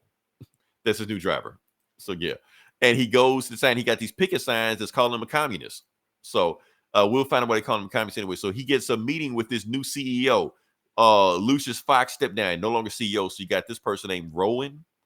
Rowan, and she's basically telling him, okay, this whole thing you're doing, cleaning up Gotham, the board has a problem with that. For one, you're using the taxpayers' money to clean up Gotham, and you're gonna get that money back. So you're making the taxpayers pay to clean up their own place, make you look like communists. So yeah, the second problem, we're not making any money off this. Like, you're making money, but we're not making any money off this. And the board is getting upset about this. So we need to make some money moves right now. How about this? How about we start making some mergers? How about we, start acquiring some businesses, or maybe have a business acquire us? And he's just like, look, Rowan, I am the main shareholder. I run all the safe stuff like this. Yes, we're going to take a hit this quarter. We're going to bounce back next quarter. Don't worry about that. I'm not going to fire you. You got your job secure. She's like, no, you don't get it. And while he's looking at her, he's getting news that there's a bank robbery going on right now down in the financial district. He's like, yeah, I got to do that. And I'm looking at his computer, like, that's a HP. Like, you, Bruce Wayne, you got an HP? Anyway, so he's like, look, I got shit to do. I got a squash meeting with somebody. So he leaves. So she gets on the phone with somebody. She's like, it's not working. We got to find something to do. And who she's on the phone with? Riddler. Riddler was trying to buy Wayne Enterprises. He's like, you got to convince him to take it, because if I can get Wayne Enterprise on my side, all the red tape the mayor's going to be through, that'll be over with. She was like, well, it may not work. Well, what if we do plan B? And we'll find out what plan B is in a second. So that's when you got the financial district. You got these dudes robbing the bank going through there, and they get stopped by some Captain America looking motherfucker. So yeah. So he slashes the van. They and Batman kicks one of them in the face, and it falls over. And yeah, it stops them right before they like run them to a whole bunch of people. And that's when one of them runs away, and the Captain America looking motherfucker pulls a gun out and almost kneecaps the guy. And Batman's like, what the fuck you doing? You got a gun in broad daylight? What the hell you doing? And that's when Commissioner Vandal Savage shows up. He's like, Batman, what are you doing? No, and yeah, Vandal Savage is still a commissioner. So yeah. And he introduced himself. He like, I don't know you. You're just a new vigilante. What's your name? He like, my name is Commander Starr. Pleasure to meet you, sir. And Vandal Savage is like, good to have you on payroll, sir. Good to have you out here. Then the mayor Nakano shows up. He's like, what the fuck we got going on here? We got too many vigilantes running around the streets. I don't appreciate that. And Vandal Savage is like, you're right. There are too many vigilantes running around the street. Officers, arrest Batman. Finally, get him off the street. And Batman's just like, what the fuck? So Batman does his ninja shit and disappears. He's like, I figured he'd do some bullshit like that. And man, the counters are like, look, I'm sick of you, Vandal Savage. I'm going to talk to the council tomorrow. I'm getting your ass fired. You getting the fuck up out of here. And he's just like, Commander Starr, or Star Commander, whatever your name is, I'm glad you're on board, because we may need you right now. So thank you. So Batman's getting passed up by Leslie Thompson. Leslie Thompson telling him what she always tells him, like, look, you can do more good as Bruce Wayne than you can as Batman. Keep putting money in the city. Everything will be fine. He's like, do you need somebody to call you? He's like, nah, I'm going to just walk back. So he walks back to his hacker. Remember, he don't live in Wayne Manor anymore. He lives in like some kind of brownstone or some shit like that. So he walks there, and his CEO, and and she got Riddler, Mayor Nakano.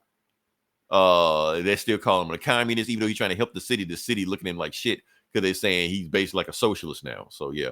And meanwhile, he turns around and there's an owl looking at him like, I don't like the look of that, and then that's when his CEO shows up at his house. He's like, I tried to call you, but you wouldn't answer the phone.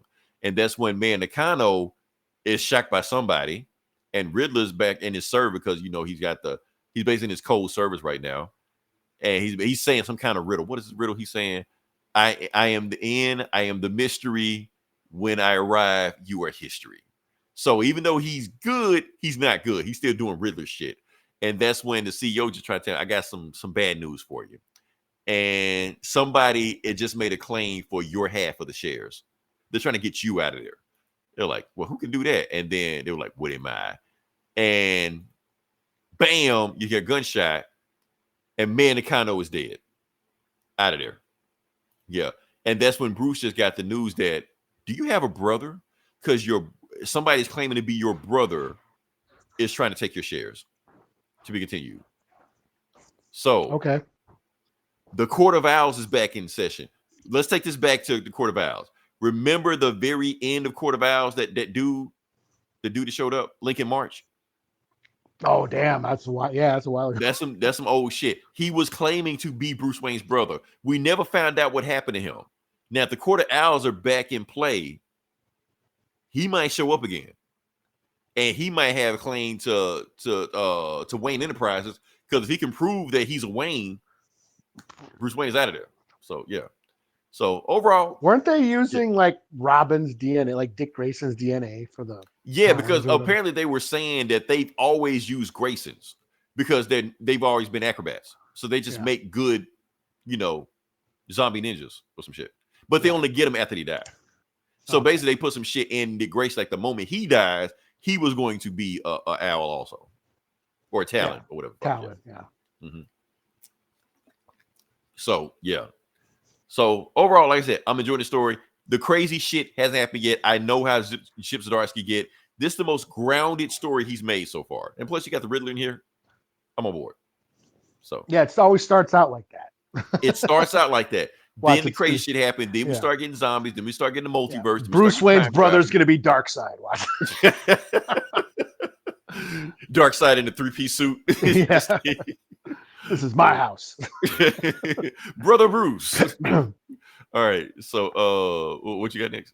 I'm booked out, yo. Oh, you done? Oh shit. Yeah. Okay. I'm not done, Eli.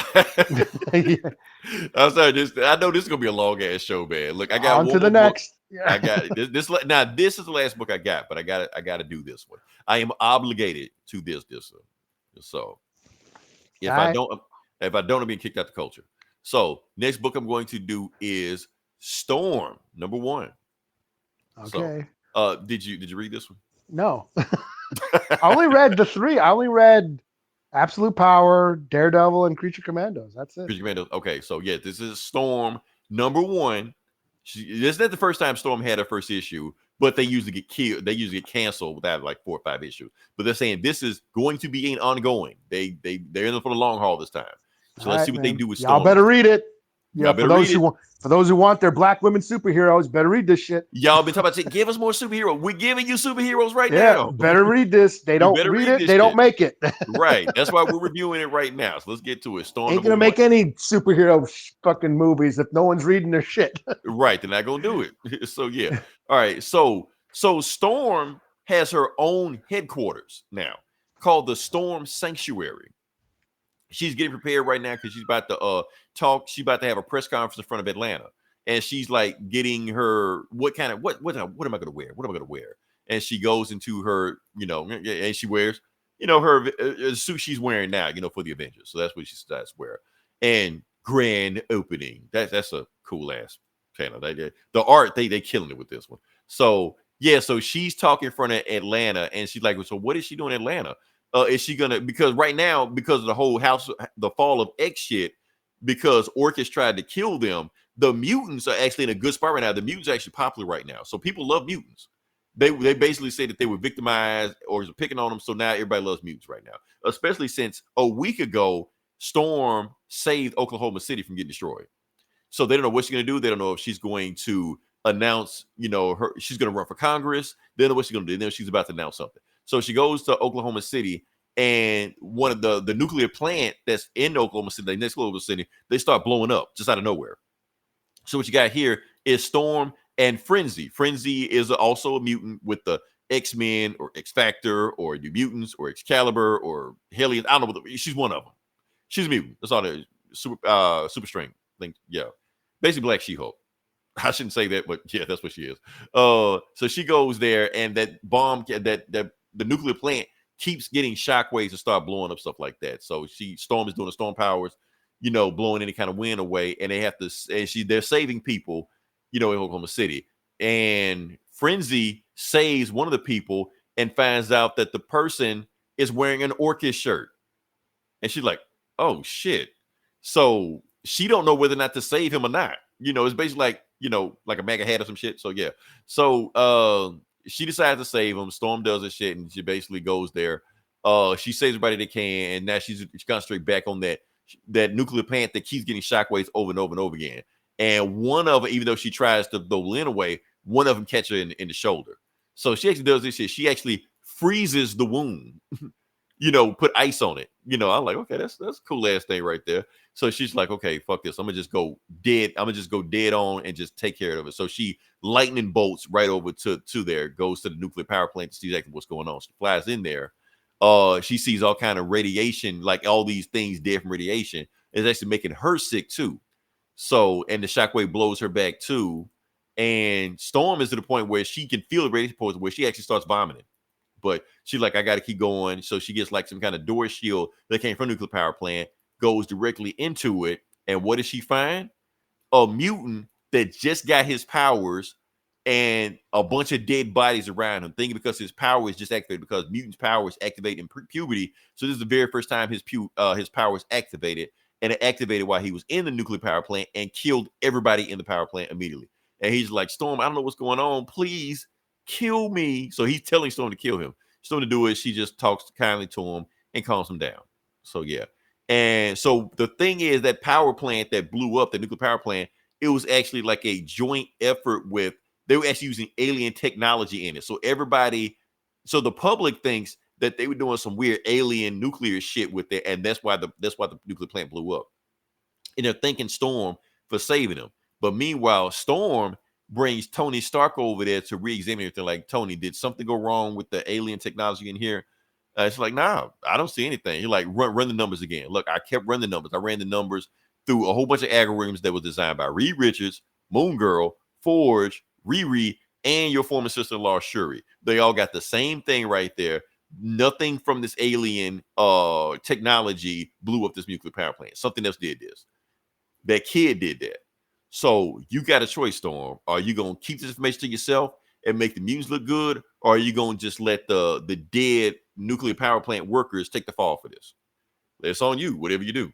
So Storm decides to, before she makes her announcements, she starts coughing, and starts coughing up blood. Why? Because that nuclear radiation that she got from Oklahoma a week ago is still taking its toll on her. So she's like, oh, shit. So basically telling what's going on. She's like, look, so the X-Men are watching her press conference. The Avengers are watching her press conference. And she's telling everybody what's going on. But she also tells everybody the truth. What happened, that a mutant blew up that nuclear power plant. And now when she says that, everybody just starts getting furious. They loved mutants a second ago. Now they hate him again. Wolverine gets upset. He just walks out the room. He's like, I can't believe she did that shit. The Avengers like, I can't believe she did that shit. And now she look at the press conference. Everybody had already left. They're like, I can't stand this shit. I knew these mutants were fucking evil. So now, and that's when we cut to eternity. You're like one of the cosmic gods of Marvel. And he's just like, I see what's going on. But now I'm going to make Storm my cosmic storm, or eternal storm, or some shit. So yeah, so Storm's about to become a god, like a real god. To be continued. So yeah, that story. Honestly, pretty good story. I kind of like this story. It's actually, they put some effort behind this. Bravo, Marvel. Bravo on this story. So yeah, I don't know where it's going, but I'm intrigued. I'm intrigued where it's gonna go. So Storm was at a Diddy party making it rain. Oh baby. Oh, she was at a Krakoa. Diddy party's got nothing on Krakoa. Let's see. So yeah, that's all. So bravo, Marvel. I'm glad you putting money behind this. I'm glad you putting a real effort behind Storm. I'm glad the art was great on this one. The story was compelling. Storm actually had a dilemma in this one, and they didn't water her down. She really came with it, and they gave her weakness also. I imagine that since Storm has weather powers or atmosphere, anything that would affect the atmosphere would also affect her. That just makes sense. So yeah, so she's a mega level, but she still has weaknesses. So yeah, awesome. I'm on board. I'm on board. Anything else you got, or? No, I mean, I was checking out that the Ghost Rider, but it was Robbie Reyes. It was like a Robbie Reyes special or whatever. Mm-hmm. You know. So yeah, I didn't want to review it or anything, but it was like they're celebrating. Is it Mexican Heritage Month? Latino heritage, Hispanic heritage. Is that October? I guess think so. I think it is October. Yeah, I think it is October. Yeah, there's like I think it was like 3 stories, Robbie Reyes stories. He's the Ghost Rider with the car, the Right. muscle car. The Dodge He's Too Charger. Fast, Too Furious. Yes. So The one that was on Agents of S.H.I.E.L.D. yeah, the one that was on that I did actually watch that season. That was a great season. I love that season. Yeah. Yeah, the Robbie Reyes. I actually didn't mind that. I didn't mind Robbie Reyes. It on that was a show. pretty close adaptation of the comic also that they did. I kinda Yeah, like it. they had his. It wasn't his name Eli, his uncle Eli or whatever. Yeah, that was the name of the comic. He was like Yeah. his evil uncle Eli was like into some devil worshiping shit. That's why he had to take him down. Yeah. So, So it's like every time there's a guy named Eli in anything, he's always like an evil somebody, a priest, or he's a weirdo or a reject, a weirdo that doesn't get laid or whatever. that's why it's up to you, Eli, to change the narrative. Yeah, yeah. Even Book of Eli, Yeah. you know, blind guy that didn't get laid. Oh man. Yeah. So that's all we got. Like I said, Yeah. if you listen this long, if you like, subscribe. Eli, yes, this is the longest show we've had in a while. We In went a over while 2 hours. since like yeah, Cliff or somebody. since Oh, French shout out to Cliff. We gotta put a shout out to Cliff. What's going on in Cliff? I just found out like the other he posted he had to go through some surgery or something. yeah, so I didn't go any deeper. I thought maybe you knew about it. I didn't know. No, but yeah, I didn't know. I just saw him post. I mean, I don't check Facebook like I used to. Yeah, So I just saw he posted he had a surgery and he's on the mend. So hopefully, yeah, get better, Cliff. yeah, get No. better, Cliff. Yeah, We shout out to we Cliff. need you to bitch about Star Wars. right, or anything really. Or NYX3 anything yeah. Disney. Yeah. What was so special about NYX3? I'm not keeping up with NYX at all. I don't know what's going on with that book, but yeah. I think there's a new one, right? There's a new one out. Revamping Apparently all this something happened. I didn't. revamping all this X-Men shit. Did I not review enough books this week? Yeah, want to review some more shit. So- No, you this was the Leroy extravaganza. yeah, sorry. If we gave you like, well, Eli, guess where we're at number wise right now? What's that? 1,200. No shit. Yeah, What do we need to get monetized? we You got another 9,000? It's the watch time. It's the watch time. That's it. So I got to see what I won't know the watch time till tomorrow. But yeah, Okay. yeah. Shout out to everybody that is also to check the IG profile. I should have posted, but I'm not going to post it. Just check our IG page. That last post we did with the Joker thing, 158K. So appreciate that. That's cool. Also, Eli, you didn't run by the guy that wanted to whoop my ass. Oh yeah, what up with that? Yeah, okay. What did you do? Okay. 4,000 watch outs within 12 months. That's very key. Within 12 months. That's the thing. All right. So the thing is, okay, remember last year around this time when I posted about the Jeffrey Dahmer skit where I was gonna whoop somebody's ass if they showed up at Jeffrey Dahmer? Yeah. And I said I was gonna whoop you, even if your kid do, I'm gonna whoop your kid's ass. And the dude gonna comment on there, you ain't whooping nobody's ass. I'm like, oh really? I don't know why they triggered me so bad. Like, I don't know this guy.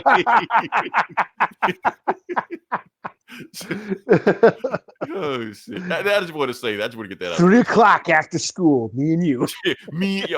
That's a classic movie. I saw that the other day. Yeah. Oh yeah. So, like I said, next week we'll come up with something else. I don't know what we'll do. We'll find something else to do. Yeah. Until then, this is Leroy. This is Eli. We'll talk to you guys this week. Same bully time, same bully channel. Hold up. I'm sorry. Whoop his ass. Hey, I don't know. He might be bigger than me. I'm talking shit. I might can't whoop his ass. I don't know. Until then, this is Leroy. At least fight him in Street Fighter. Whoop his ass in He might whoop my ass then. Shit. That Katie whoop his ass in. Oh man. Until then, this is Leroy. This is Eli.